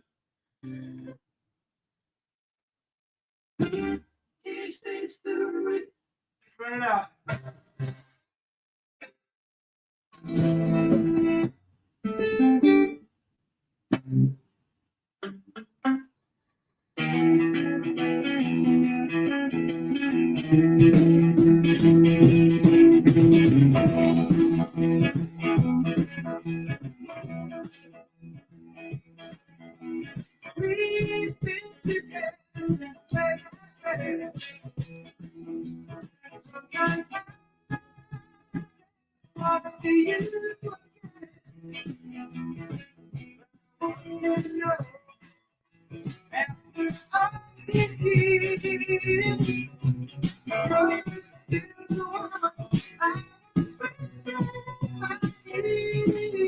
Still the one.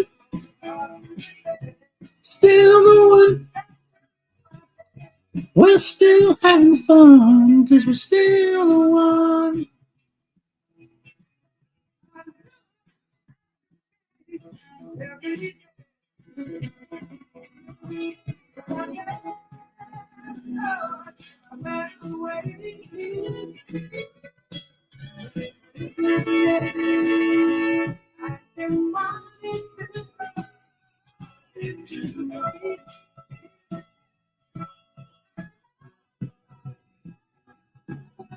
Still the one. Still the one. You're still having fun, 'cause we're still the one.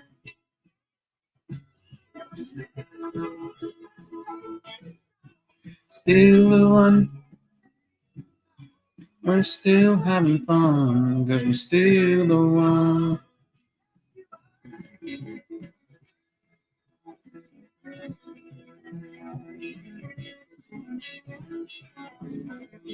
What?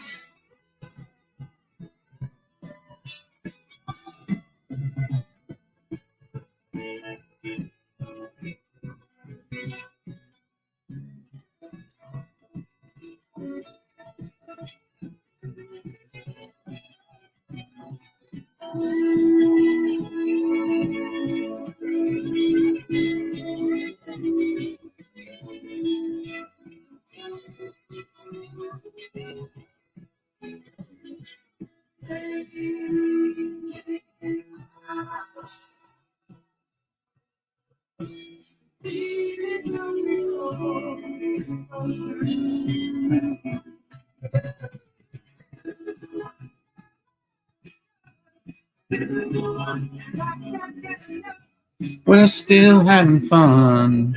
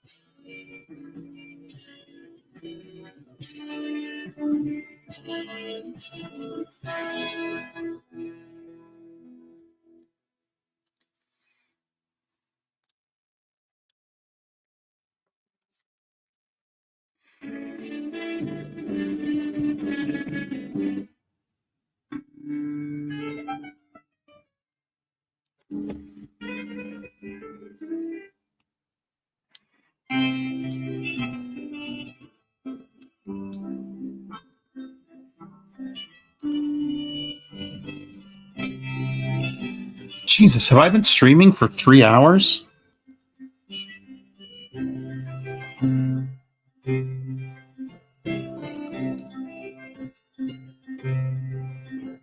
It's 9 o'clock on a Saturday. Regular crowd shuffles in. There's an old man sitting next to me, making love to his tonic and gin.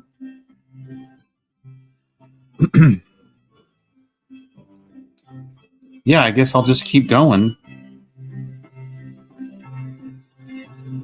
Someone you play me a melody. I'm not really sure how it goes, but it's sad and it's sweet, and I knew it complete when I wore a younger man's clothes.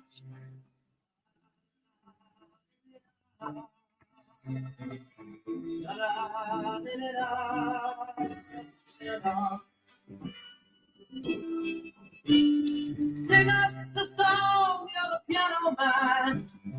Sing us a song tonight, 'cause we're all in the mood for a melody, and you got us feeling alright.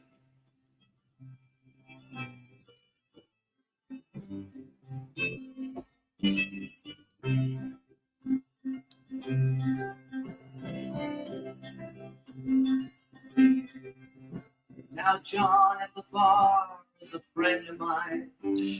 Gets me my drinks for free, and he's quick with a joke or a laddie of smoke, but there's some place that he'd rather be.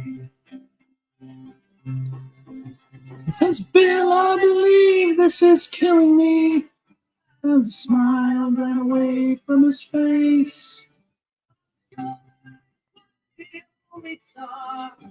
If I could get out of this place.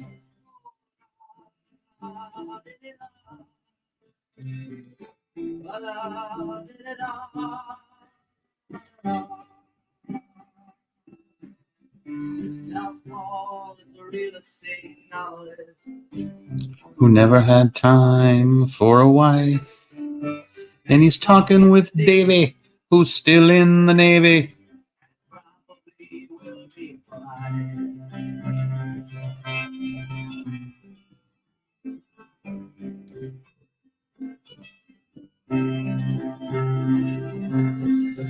And the waitress is practicing politics as the businessmen slowly get stoned. But it's better than drinking alone.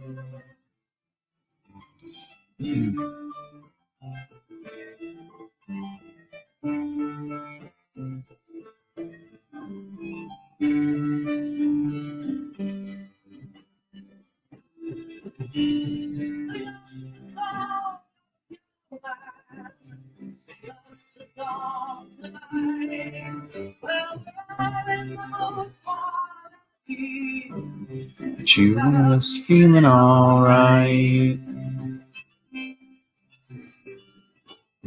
It's funny because I don't know what this is, but I look up and I see, okay, I've been streaming for 3 hours. Because I'm just drawing, so I mean I'm gonna keep drawing. What's the problem?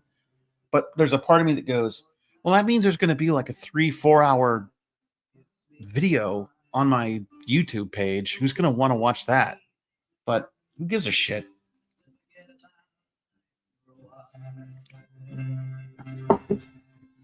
It saves them. I don't know why. I wish you could say, don't save this one, just keep it live. But I guess I could go delete it, but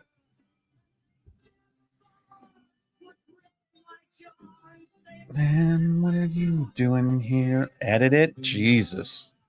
I don't have the time for that. Who wants to do that? Nobody.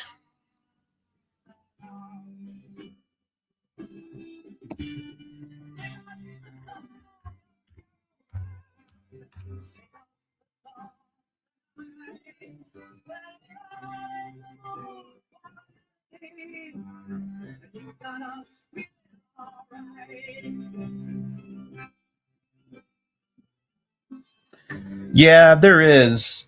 I just don't think a stream like this where I'm just drawing and singing the music is clippable.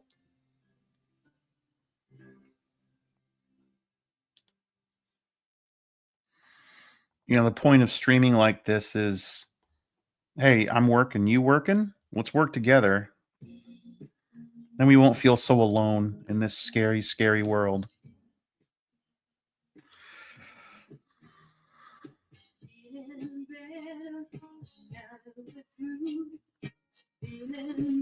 Could edit it like a little intro to it. Say,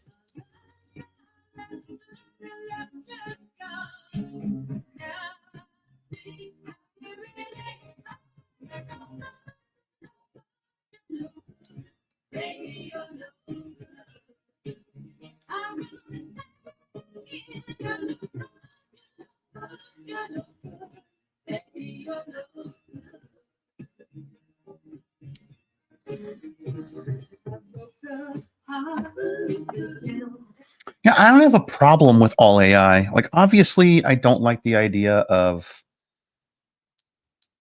the problem with AI in general is that it's this whole concept of they, without your permission, feed it your work and then it just kind of steals your work.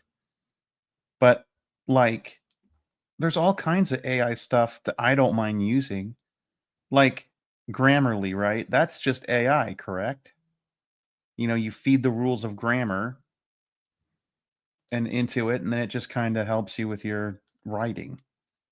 That's different than saying, "Hey, Chat GPT, write me an essay." You know, Chat GPT or Grammarly or whatever. Like, uh, make sure that I didn't screw up this paper. I don't know. Thing is, it's like any task you automate, you're going to steal a job from somebody, right? Like, for example, grammar and stuff. I have an editor and they work super hard and they do amazing work. And if I just go, oh, I don't need an editor, I got AI now. I mean, at least for the line editing, maybe AI could do that. The other stuff that they do, no way.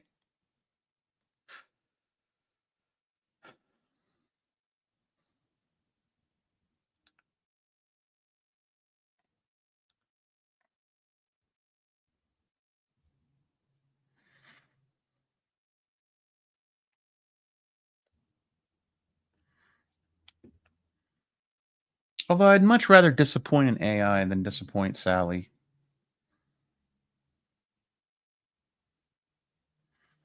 Chat GPT is very disappointed in you, in your output. Oh, I don't give a shit. Sally really wants that art. I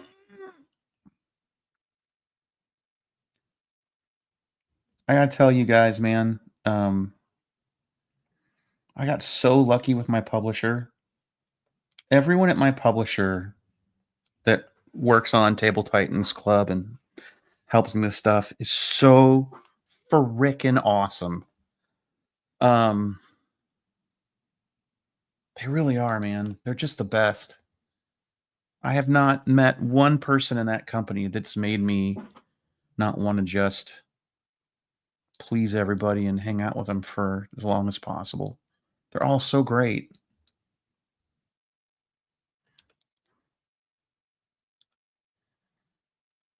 I have never felt like, since we signed with Holiday House, I have never once thought, man, they don't care about my book. You know, not once. The opposite. The opposite.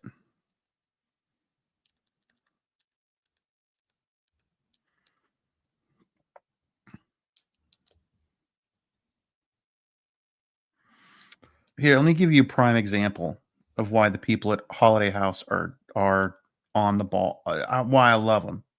Okay.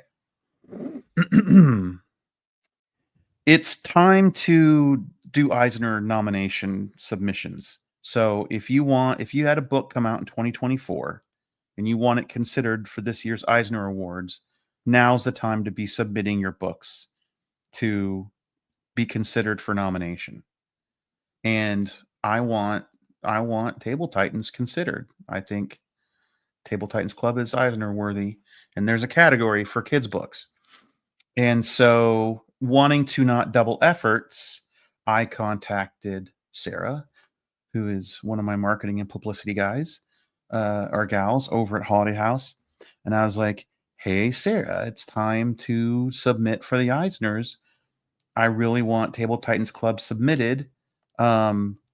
Should I do that? Or is that something that I should have you guys do? Because I don't want to, double efforts.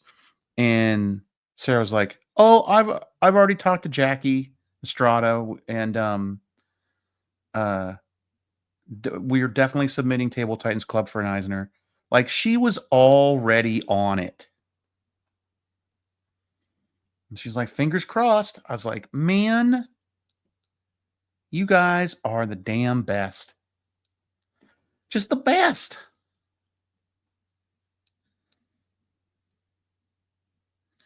And then I was like, yeah, duh. Of course Sarah's on top of it. Why did I even email her? I should have known better.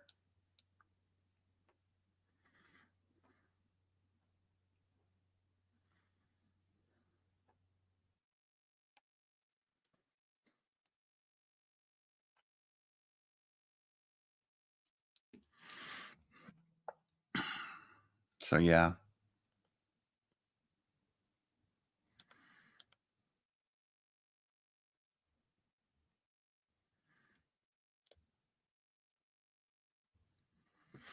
When the book was on submission, that was the worst part, by the way, of this whole process. When your book's on sub and you're just waiting for people to decide if they like it or not, and you're just like, "Ugh." It's terrible. It's the worst part. Worst freaking part. I hate it. But I was, when your book goes on submission, you're like, you want the biggest and best publisher to want it, right? So you're like, come on, Scholastic, come on, Penguin Random House, But then we got a nibble from, we got interest from different people. But Sally, my current editor, when she showed interest and she was like, hey, I really want to submit, because she had to, like, she liked the book, but she had to like pitch it internally, right? I think it used to be that editors were like the decision makers, but I think that changed, unfortunately. And now it's like marketers and stuff. I don't know. There's a lot of people's opinions, but I'm still new to this business. But she was like, I don't really know a lot about D&D, but I'm really rooting for Val. And that made me go, oh, she gets the book, right? Like, and then it was like, please let Holiday House pick it. Like, don't let a bigger publisher show interest now. And I was like, I told my agent, like, yeah, I want her. I want to work with her. And he's like, well, let's see what everybody says. We don't know. What if someone else, best thing that could happen is more than one person wants it and there's a bidding war. And I'm like, yeah, but I want to work with Sally. I want Holiday House to get it. I want to be, I don't want to be lost at some big publisher that's got 1 million books. And another fear was like, if you're not Dave Pilkey, does Scholastic really give a shit? I don't know about your book. But that was another fear of mine. By the way, fears and opinions I'm just pulling right out of my butthole.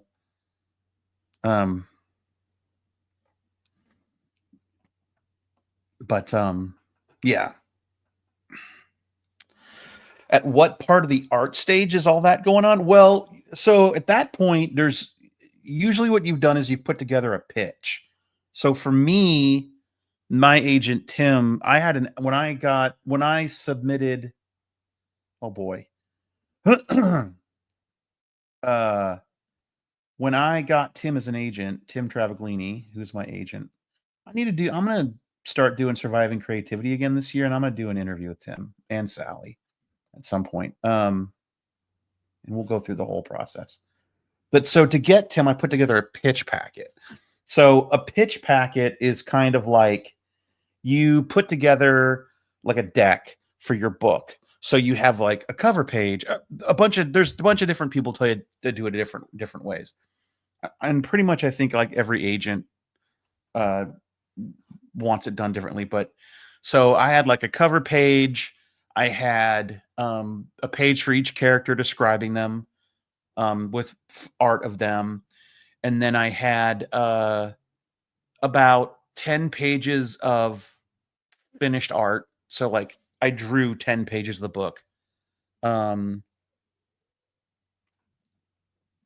was kind enough to color it for me, or color a couple of them. I think maybe he colored 5 pages and I had 10 inked total.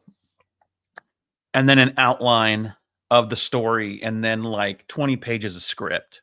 And that was my pitch. And Tim saw it and was like, I want to represent you. And I'm like, awesome. He also represents my friend Rich Moyer, who does the Ham Helsing books. And he's got a new book coming out called Huck and Hairball, about a cat and his hairball, and they have like a time machine litter box. It's really cute, really funny. And so then Tim said to me, before we submit it, I want you to finish the script, write the whole script. And I'm like, why? And he's like, I find it helps sell the book. So Tim wanted me to finish the script. So I did that. I finished the script. So when we put the book on submission, our submission packet had about, all that stuff plus the full script. So that's what stage all the art and stuff is at. I've heard conflicting stories about this. Like, I've heard people say, like, I'm just going to finish the whole book and submit a finished book, and that way it can be my vision, and I don't have to worry about some editor deciding they want it to look like, and then I've had other people say, oh no, put very little of it together because an editor is going to want to say, and if the book's done, they don't get any input. And so, yeah, I don't know. I guess your mileage may vary, right? So,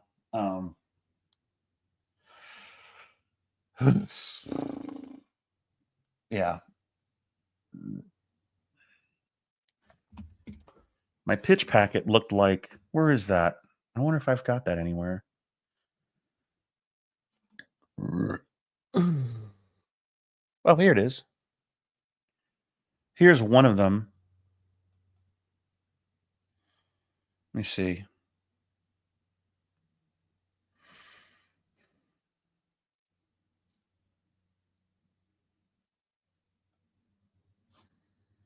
Right. Is that opening? This is this might be the pitch I submitted to my agent, not the one that got submitted to the publishers. But here, let me share this. Okay. Turn off the comments. Yeah, it was going to be called Table Titans School Days at that point.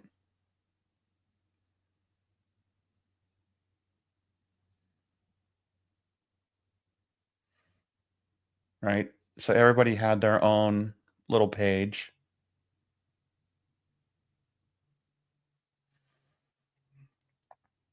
At the time, the teacher was going to be Mr. Schiebel and the coach was Coach Wong. Mr. Schiebel's was designed after my best friend Rob, and Coach Wong was designed off Frank Wong, the meanest, scariest teacher at my junior high when I was growing up. He also taught photography and math. He was my math teacher. He was terrifying. And then here's an outline, kind of.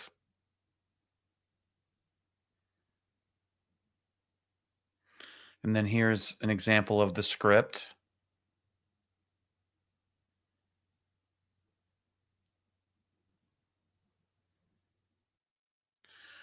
And then these were pages I had inked.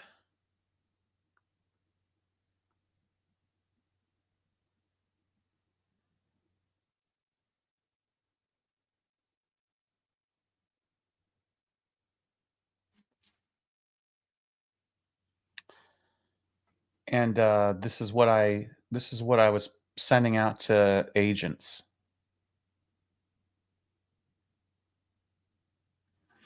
So yeah, that was it.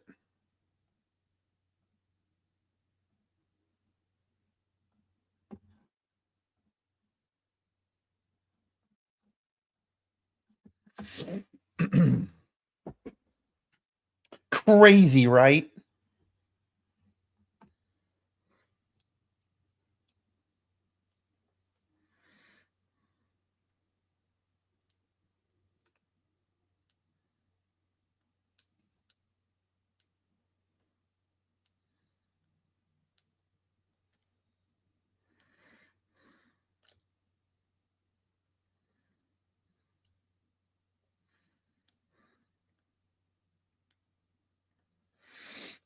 When I would get down on myself about this, um,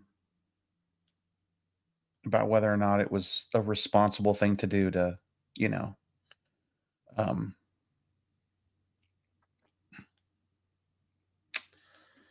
try to make this work, you know, having a career in kidlit. My wife would say, you know, you decided to do this, and 6 months later you had an agent, and 2 months after that you had a book deal. You know, so what's your problem?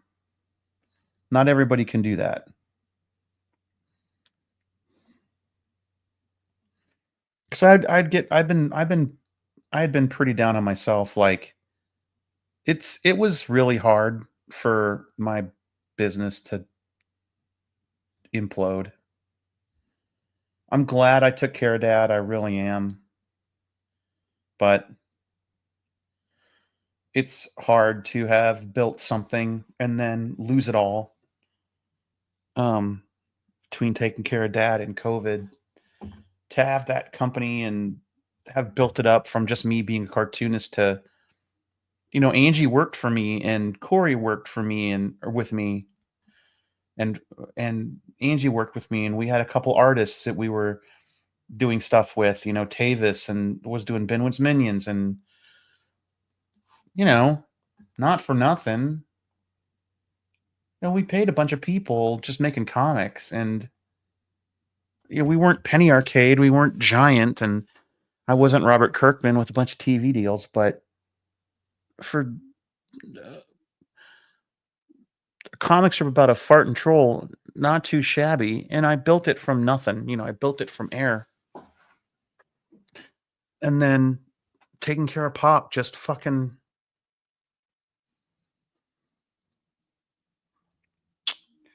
It really did just wreck it.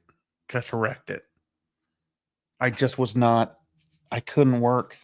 I just, you know, it was so much taking care of him, and then I'd sit down and nothing would come.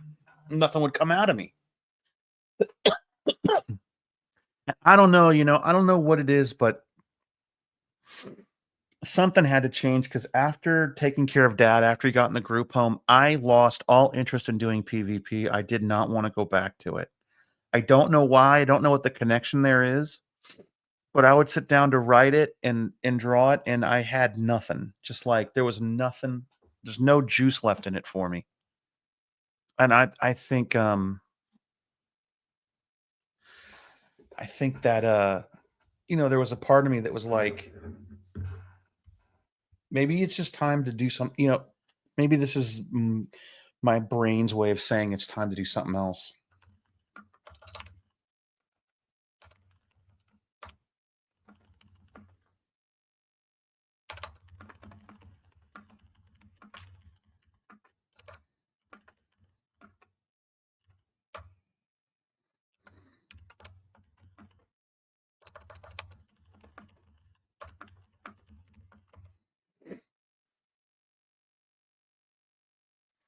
Well, it was definitely depression for sure.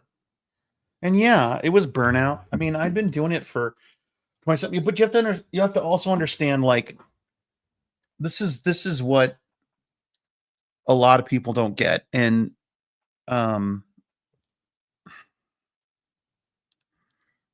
probably shouldn't talk about this, but I don't give a shit. So, you know,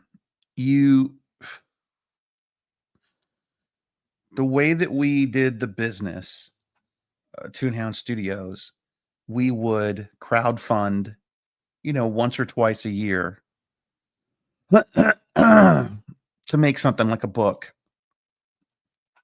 And then you'd overprint, meaning you don't just print what you need to fulfill the Kickstarter. You print extra because you're going to sell them at conventions, because we did 5 or 6 conventions a year. And so it ate a little bit of your profit to overprint the books, but you're going to be selling those books for a year, 2 years. And eventually, you know, you make a profit on that, and you make so essentially you do those Kickstarters, and the backers would get their books, and you make sure that they get their books first. But then they would also, without knowing it, a benefit of it was they'd fund the next year, 2 years of stock for you at conventions, because not everybody that goes to the cons backed your Kickstarter, and we would always have, you know, new stuff to sell at the cons, and it was this beautiful thing. But what would happen is cons cost a lot of money to go to, and then you make a profit after the con, right? But you got to spend some money up front. So the crowdfunding paid for the capital to go to the con. The profit from the con paid that back, right? So you were always spending ahead and then making up for it the next month, which is not uncommon. And I mean, it's so bizarre when you talk about, like, this is blowing my mind, but like Fortune 500 companies, like, they take out loans to make payroll because they don't make the money back until, I don't know. Like, it's just a weird thing, the way that companies work sometime. But so like when we would crowdfund something, it's not like we took all the money and went, okay, this is for this crowdfund, so this goes here, and no one touch it because that's to make that crowdfunding thing. No, it went into the pot, and it paid for everything. And then when it came time to fulfill that Kickstarter, you'd reach in the pot to fulfill it. And it wasn't, you know, maybe it was not that money that you fill the Kickstarter with. Maybe it was money from the 6 conventions you did that year, you know. But so when it stopped, when I stopped to take care of Pop, and then COVID hit and we stopped doing cons, and then everyone had to figure out, what are they going to do, right? Like, we can't go to conventions. Corey's in Portland. I can't work. Where I'm not, you know, we're not doing shows.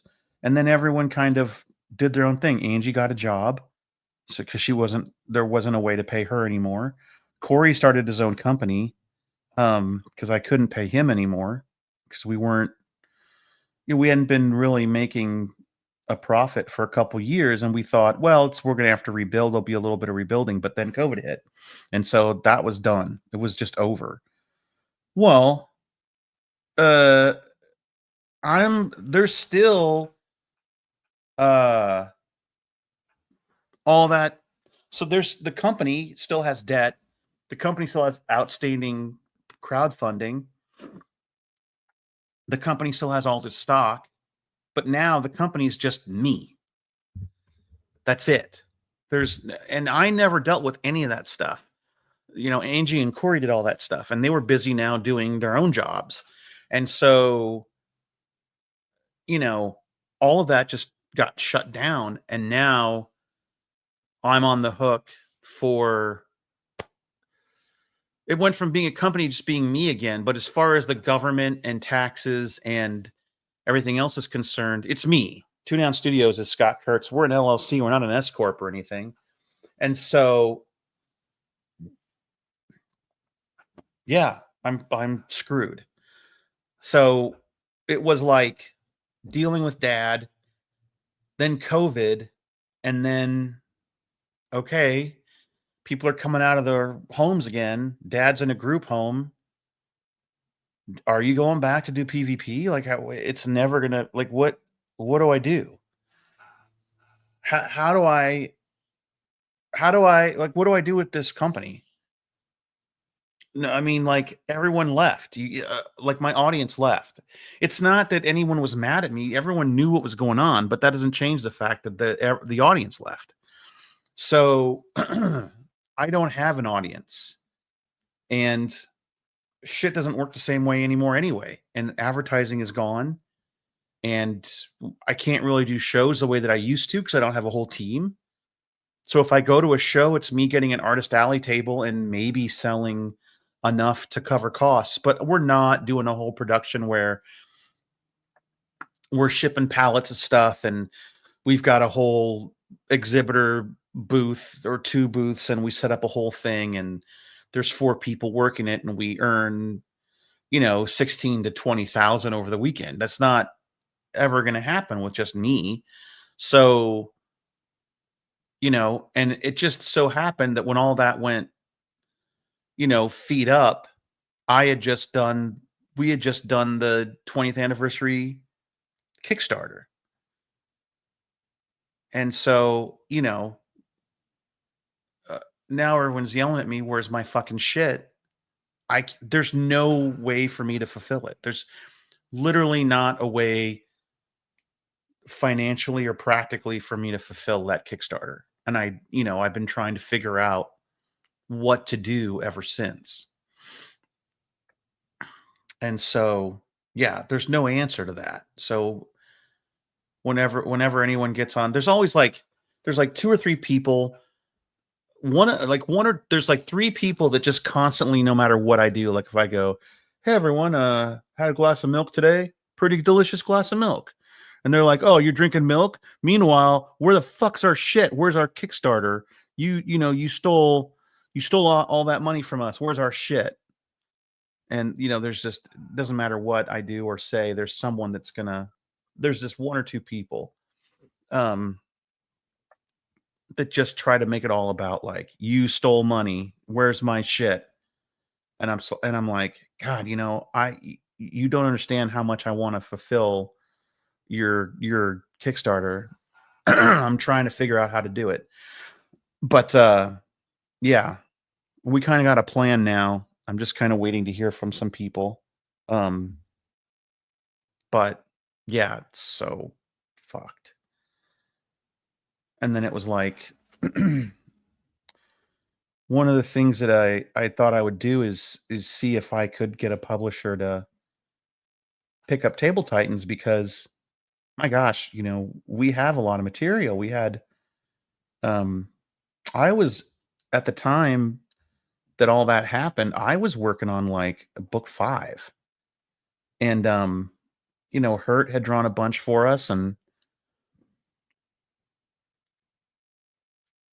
every publisher, we went to comic publishers, we went to some traditional publishers too, just not really with an agent or anything, just not understanding the process, just kind of through people we knew in the industry, hey, do you think this publisher would be interested in Table Titans? Because I thought maybe if a real publisher could get a hold of it, it could get in front of more people. And everyone kept saying, I really like this. I just really wish it was a middle grade book. And we were talking to, he doesn't work there anymore. He just started his own thing. But Philip Sablick, who used to work at Boom Studios, we were showing it to Philip and saying does Boom want to publish this? And he's like, why are you taking this you should be going to a legit publisher and making this a kid's book. And I'm like, oh, I think kids would really like this book. And he's like, yeah, but let me put you in touch with an editor I know at Little Brown & Company. And so she talked to us and she's like, this 100% needs to be a middle grade graphic novel. And I'm like, I think middle grade students would love this book. And she's like, yeah, but it can't be this book. And I'm like, why? And she's like, because on page 1, they walk into a bar and order drinks. So that's not for middle grade. And I'm like, okay, you make a compelling argument. And then I had to kind of look up what a middle grade book is, because I didn't really understand.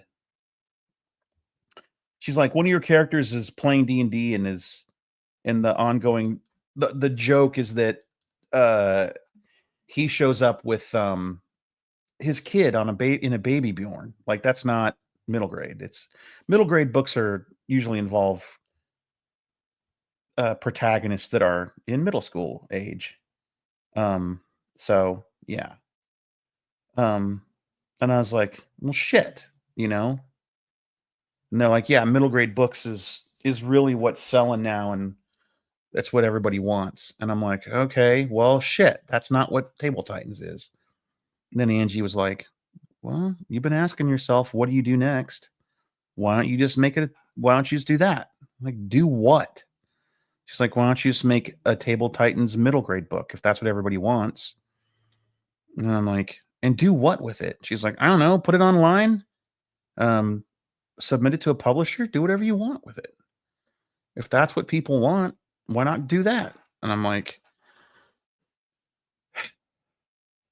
so what? I just write a story? And she's like, why don't you just tell a story of how they all met in junior high? Isn't that what happened with you and Rob? I'm like, yeah. And she's like, why don't you just tell that story? I'm like, I can do that. And then I started working on it, and then it just kind of went from there. And you know, now I'm so enamored with doing this. I'm so in love with the format and the people involved in the industry, and especially the readers, man. I want this to succeed so badly. I really am just having a ball, but you know, it's scary, you know, and just like recently when Angie lost her job, it's like she came home and she was like, I feel like I've let you down. I'm sorry. And I'm like, what? I'm the one that is letting us down. I'm the one over here trying to be a cartoonist. You know, you have a legit job. You're funding my fucking dumb dream. And she just doesn't see it that way. She's like, it's not a dumb dream. It's your job. Like it used to be my job before it all imploded. She's like, it's your job. And then that's when she would yell at me and go, you decided you wanted to do Kidlit, and within 6 months you had a deal. It's your job. You're a pro.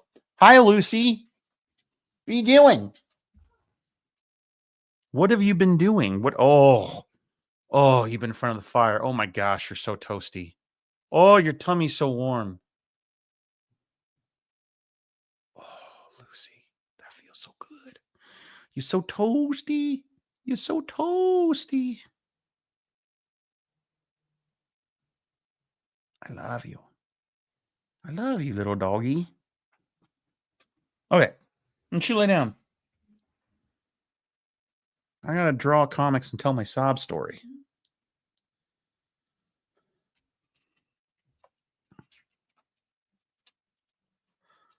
Okay.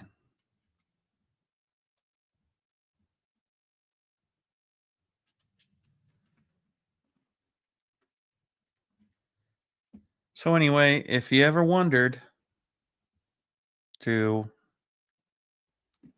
the pros ever doubt themselves and feel like losers? Yes.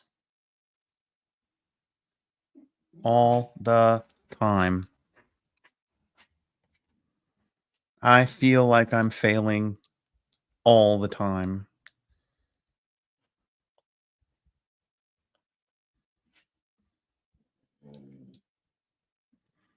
I feel like I'm failing now. I'm behind. This book should be done already. This should have been turned in already. I feel like I'm letting down my publisher and my editor and my agent and the people that work with me on this book. And I'm not doing enough to promote it. I should be promoting it more. I don't know, man.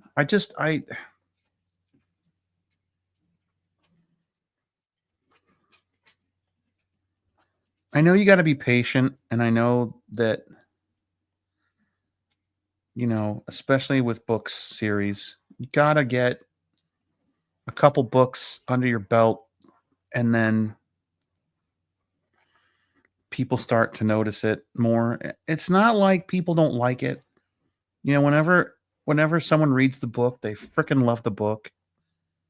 It's not like I made a bad book. People really, really, really like it. And so I'm really blessed that they like it. Cuz you never know, you know.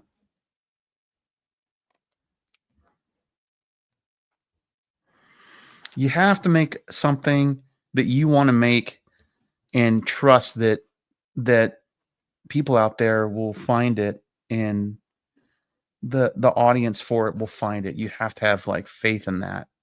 And that's super hard. You kind of got to like believe, you know, in shit like phrases like, you know, you build the track and then the train comes. You know, you got to believe in that kind of stuff.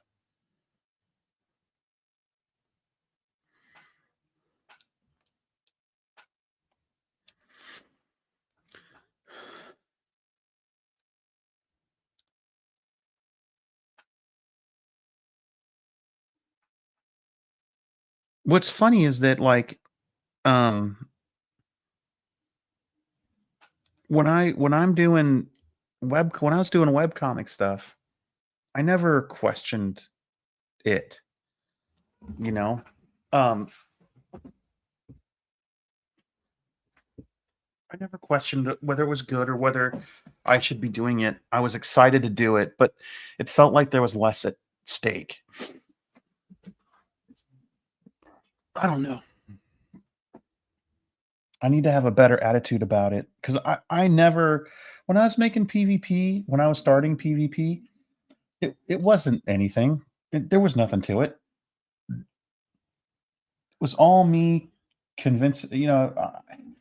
When I started doing PvP, I wasn't like, "No, I really hope this works. I really want this to work out." I just was like, "Hey, we're making comics, man. We're the shit. Enjoy my comics, you Philistines." But yeah, now I'm like, oh, no, I don't know. Who am I? But you know, I don't know. I guess I've taken a few punches to the noggin. I was also in my 20s. And now I'm in my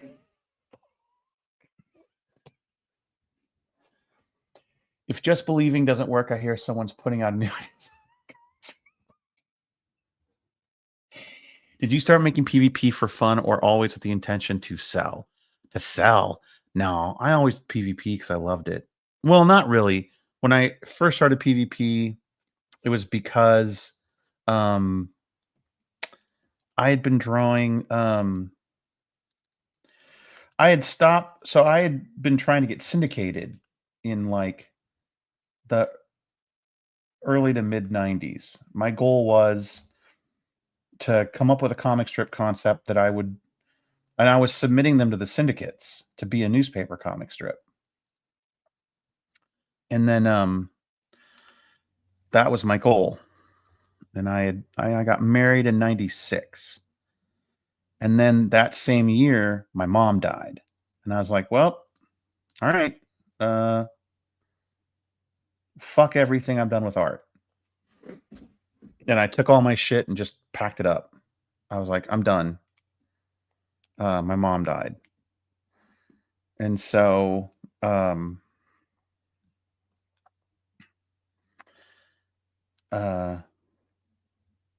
don't even think I had a drafting table anymore.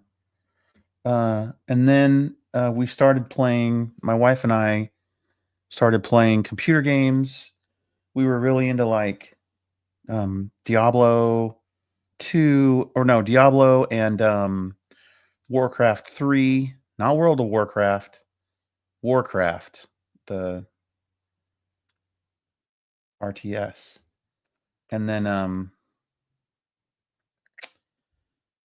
UO came out, and I started making we started posting, on all the different websites and message boards that were about UO. We kind of started being a part of that community. And I would make comments about the game, and I would make fun of the developers. But I would do little cartoons, comics, and they actually got good reactions. And then I would post like on UO Stratix or something. My comics were kind of living out a little.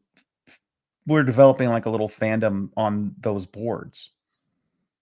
And then this guy named Will Bryant said, we're starting a website called MPOG, multiplayerOnlineGaming.com. And we want you to put your comics on that site.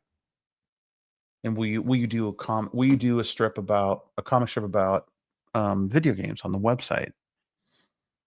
And so that's what led me to make PvP, was because he was going to pay me like $200-$300 a month to do it. So there you go. That's what started it. So I started doing that, and then it was like, oh, you can have a comic strip online. Because I was like, I would get bored and then not put up a strip, and then Will would be like, please don't do that, please. You've developed an audience, and they're, you start to lose them when you miss days. And I'm like, I have an audience? And he's like, oh yeah, you have an audience. And he would never really like tell me the numbers. He would always keep those like close to the vest. And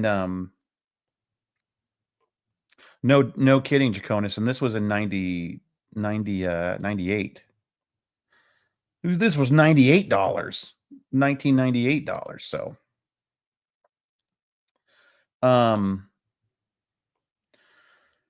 then I said to my wife, like, well, shit, this is what I should be doing. I should just make a comic strip, and online should be the final destination, So I should stop working on syndicate packets, and I should just come up with a comic strip that I want to do and just do it online, and I'll make my own website. But not this, not PvP. I only made this up because someone was offering me $200 for it, or whatever. But it was like a paid gig. I don't want, this isn't my baby. This isn't my Garfield or Peanuts. And Angie's like, look, you come home from work every day after working a full day, and you sit down and you work on this. And I don't care. I think it's great. I think it's awesome. It's your dream. But Vico, he did not want me to know what my audience was. Yeah, he did not want me to know how big it had gotten. That's a whole different story. But Angie said, no, you don't get to start over, because that's what you did when you tried to make comics for the syndicate. Is you never got around to submitting enough shit, because you would always go, you would always say, oh, I got a better idea, I'll do this instead. And then it wouldn't get done. Like what was the, like, I would start, and then I'd get bored with an idea and go, no, I got a better idea. And then nothing ever got submitted. Right. So she was like, nope, you don't get to do that. If you want to have a comic that's an online comic, it's PvP. You got to make that work. Otherwise, you don't get to do it. Because she was like, I miss my husband, and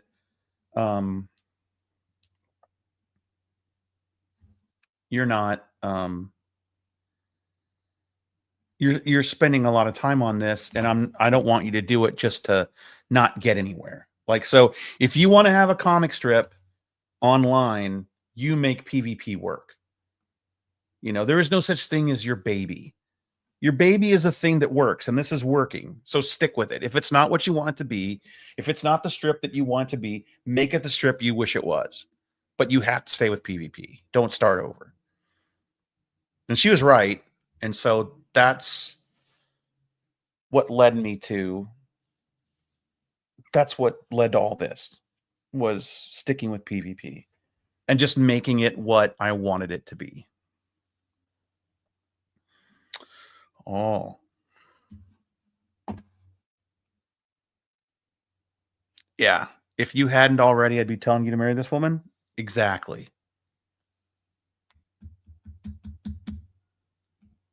She's the best. She's everything.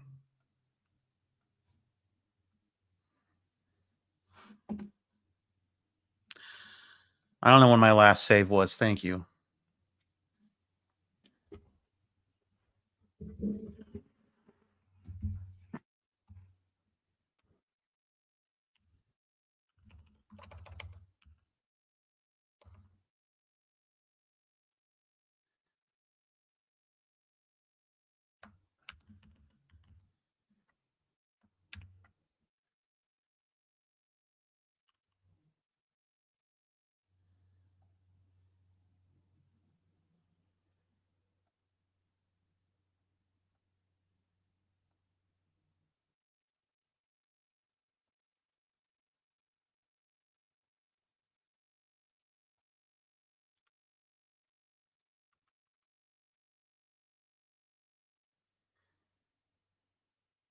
Will Bryant ended up selling MPOG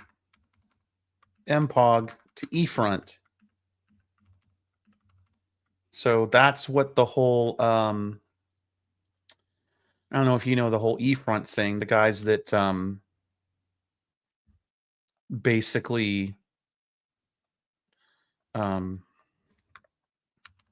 so eFront was this terrible company that bought websites and like do you guys remember, like, have you ever heard Mike and Jerry tell the story about how the website that Penny Arcade was on when it first started, like the people tried to fire them from the strip? That was eFront. So when Will Bryant came to me with the contract from eFront that said, we'll own your comic after a year, but you'll own stock in this amazing .com and you'll be a millionaire, I was like, a bullshit. That is a bullshit. I don't believe. And I didn't sign. And I told Mike and Jerry, don't sign. They will, they'll own your strip. They'll own all the rights to it. And if they don't need you anymore, if they decide they don't need you anymore, they'll fire you from it. So don't sign. It's not a good deal. And then they went straight to Will and said, Scott says don't sign. And so Will called me and he's like, you're not allowed to talk about your contract with other people. And I was like, hey, why don't you go fuck yourself? Okay. Because I haven't signed shit. And I can talk about whatever I want. And your contract is fucking bullshit. And it's predatory. And I don't want any part of it. And I'll see you later. So you can take your don't talk about this and shove it up your asshole. Because I haven't signed anything that says I can't talk about it. And this is a bullshit contract. And Mike and Jerry signed it. They fucking signed it. And then when they stopped paying people because they ran out of money,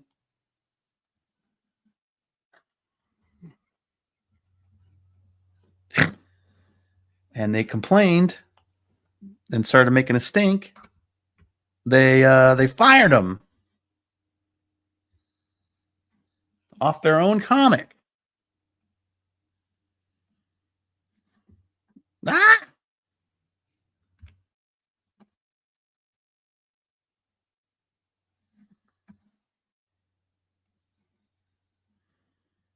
What's going on?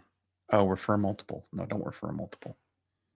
Don't do that. Oh shit. Okay. Hold on.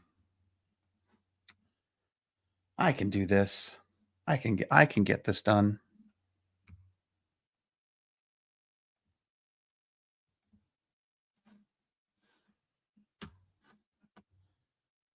What's up, D? Is it time for you to do your stream yet?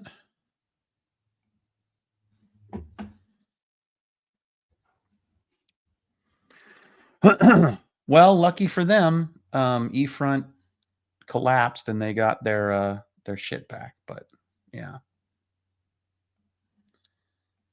Oops. I mean, I think that's how it went down. I don't remember. I mean, obviously they got their stuff back, but that was pre-coup.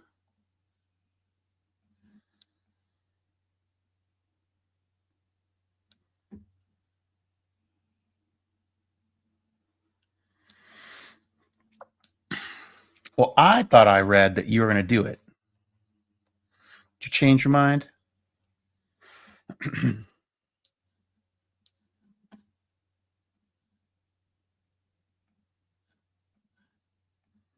I believe I saw a Facebook post.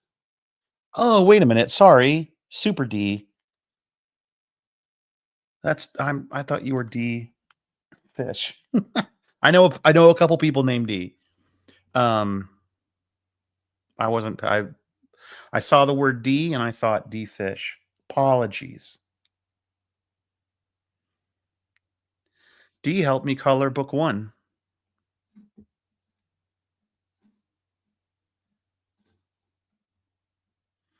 D is a syndicated cartoonist. D accomplished my dream. How's that going, buddy?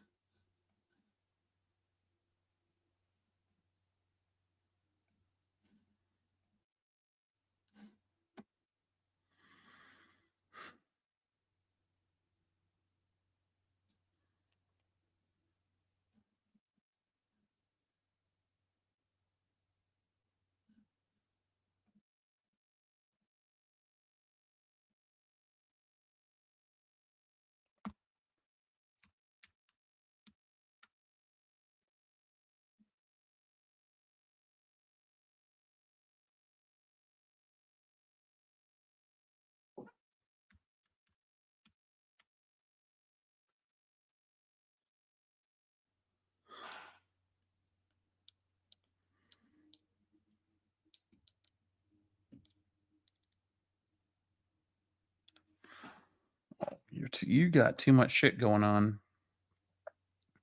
Seattle Times picked you up? Are you serious? I got to go pick up a copy then.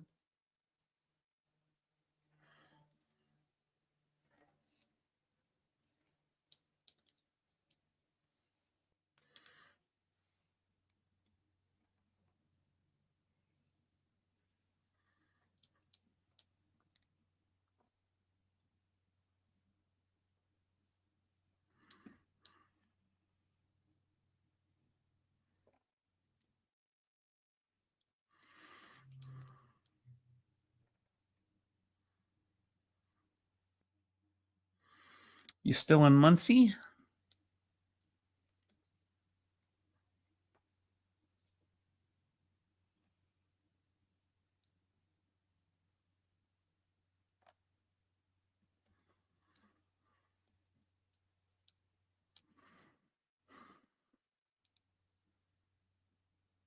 Oh, don't be nervous about that. They should absolutely submit it. That's awesome.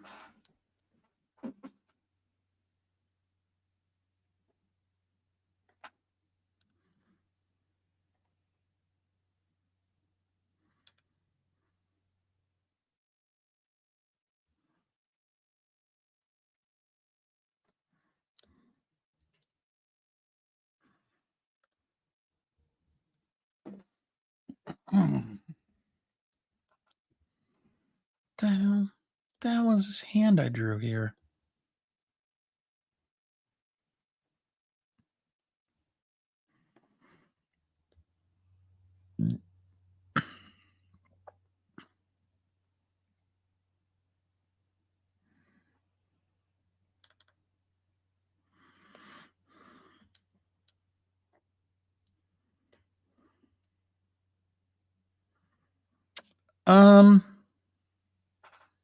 I should. Is that now? Do we submit now? Is Ruben's submissions now? Is that why you're bringing this up?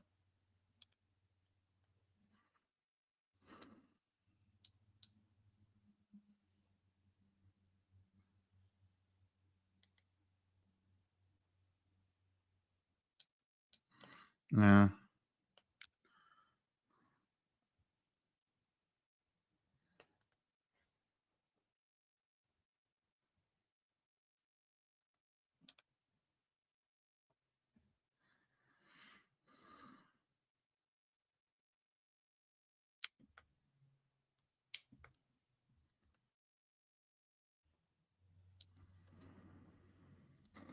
Mm. I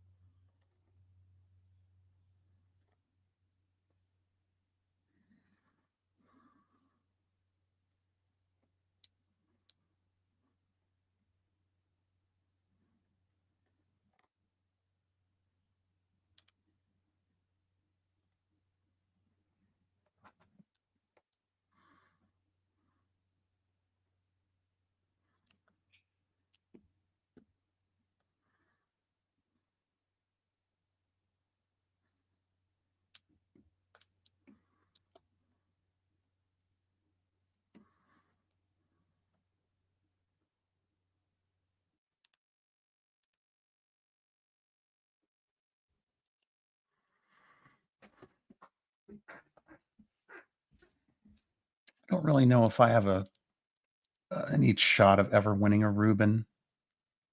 I don't feel like I'm super well liked over at the NCS, so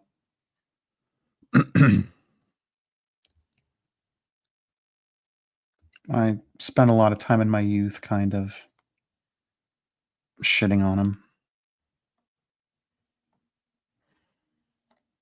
Um,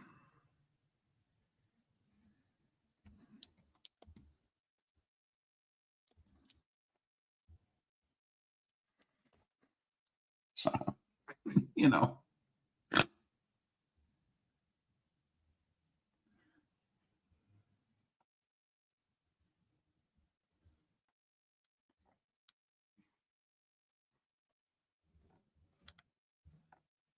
I let my membership lapse too because I couldn't afford.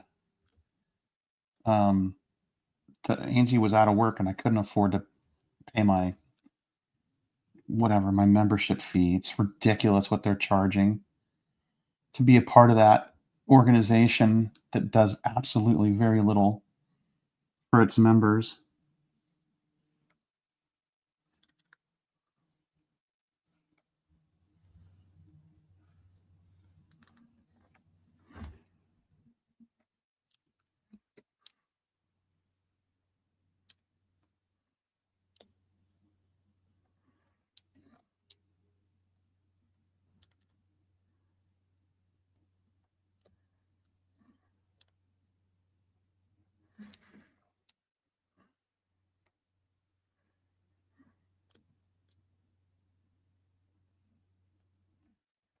Well, you might be too young to remember, D, but there was a time when certain members of the NCS did not like the idea of webcomics.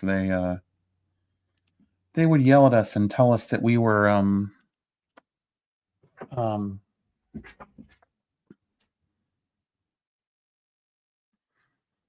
uh, they said we were devaluing the art. And I got to tell you, now that I'm older, I'm wondering if they were right. Because it really does feel like one of the things we did was convince everyone that content online should be free. No one's really willing to. I mean, we didn't care because our content was subsidized by advertising, so it was okay for it to be free. But now that advertising has dried up because of bad practices on part of the advertisers and other platforms that monetize that stuff, people aren't willing to pay for content as much. I don't know if that's true. I might be wrong.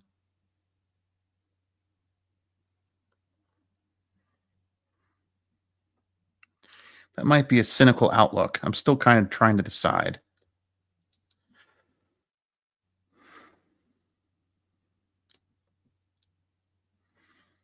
The NCS, at the very least, should be a method by which people can network with other cartoonists. And there should be, at the very, very minimum, a community there. And there's not. There's not a community built there.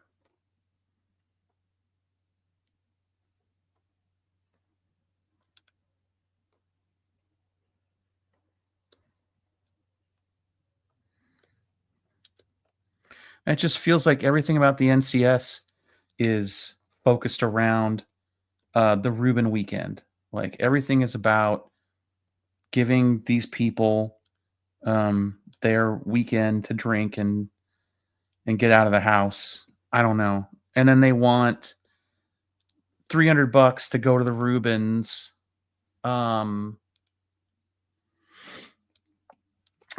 to go to the Reubens, and that doesn't cover your airfare or your travel, or it doesn't cover your hotel. You know, it's on top of travel cost and on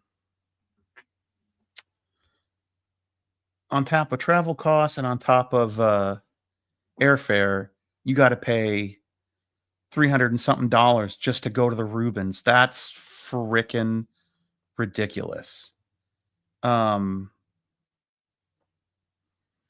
The syndicates and the publishers should fucking front the bill for that.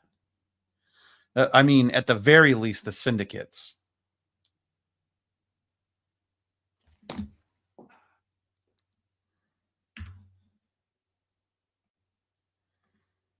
I don't think they have the money for that anymore, probably, like they used to. But like they have that, like I know that there's like a Reuben pamphlet or whatever, like a program, and there's sponsors, right? Like there's people pay sponsorships to be in the program. I don't know. I think it's wrong to ask that the people that are members of the NCS, like we're cartoonists, man. And it's not the 50s. We're not all fucking Mort Walker. And you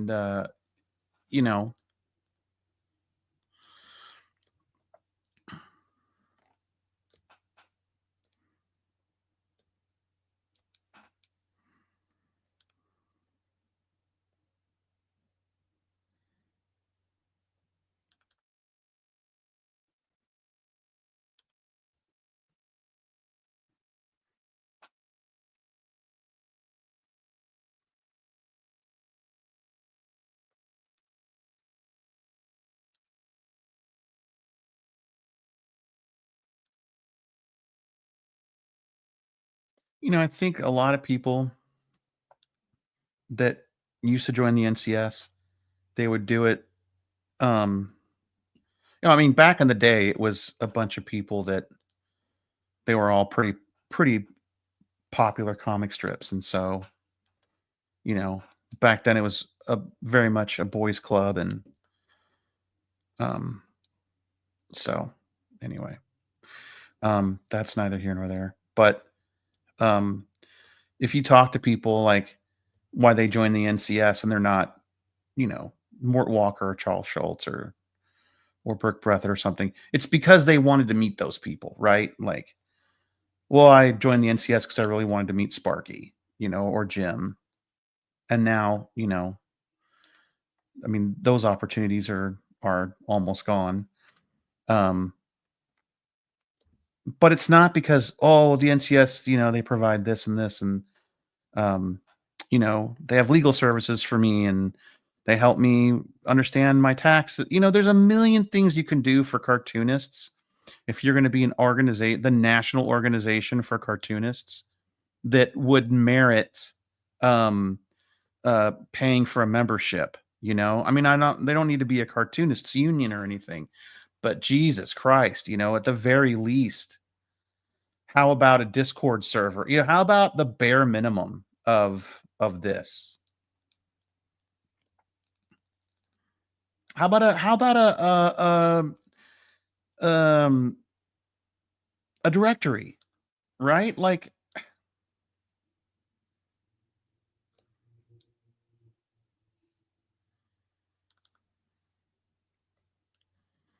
join the NCS and there should be a directory of all the other cartoonists in the NCS. So at the very least, you can call up someone who knows what it's like, to be living this life. Call someone up and say, hey, I'm a member of the NCS. Can I pick your brain about something? I mean, shit, now we could do it online, but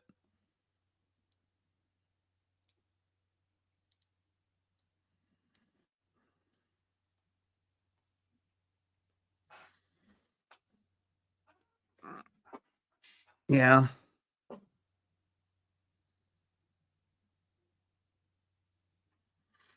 Yeah, they're struggling to get younger people in it because what's the benefit?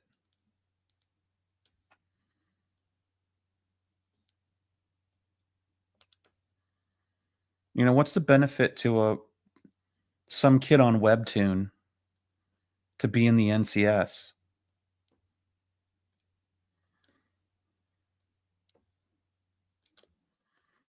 Well, it's not what do you have? What are you offering? What do you offer the NCS? That's the question you should be asking. Well, I'll tell you what I have to offer. Jack and shit. Apparently, I have my dues to offer them.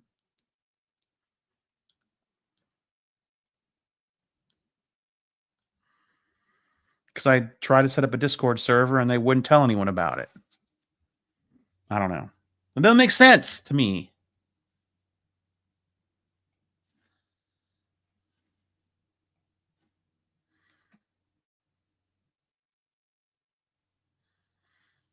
But I am kind of an asshole. Scott, did you eat lunch? You typically get your lunch around nowish, but with your wife out of the house, I don't know if you're on the same routine. I never ate lunch. It's almost 3. I've been streaming for 4 hours. I should probably stop.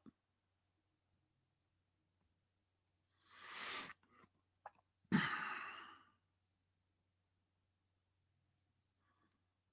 think I will.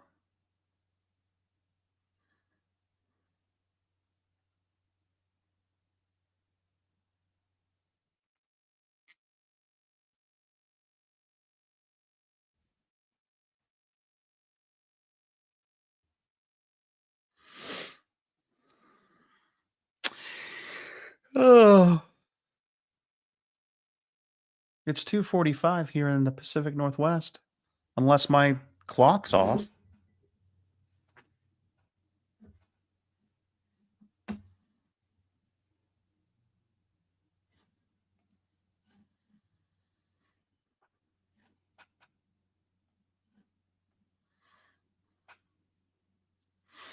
All right, guys. Well, I love you both. Both? Yeah, I need to eat something. I love you all very much. Thank you for hanging out with me today. We were very productive. I'm going to keep going, but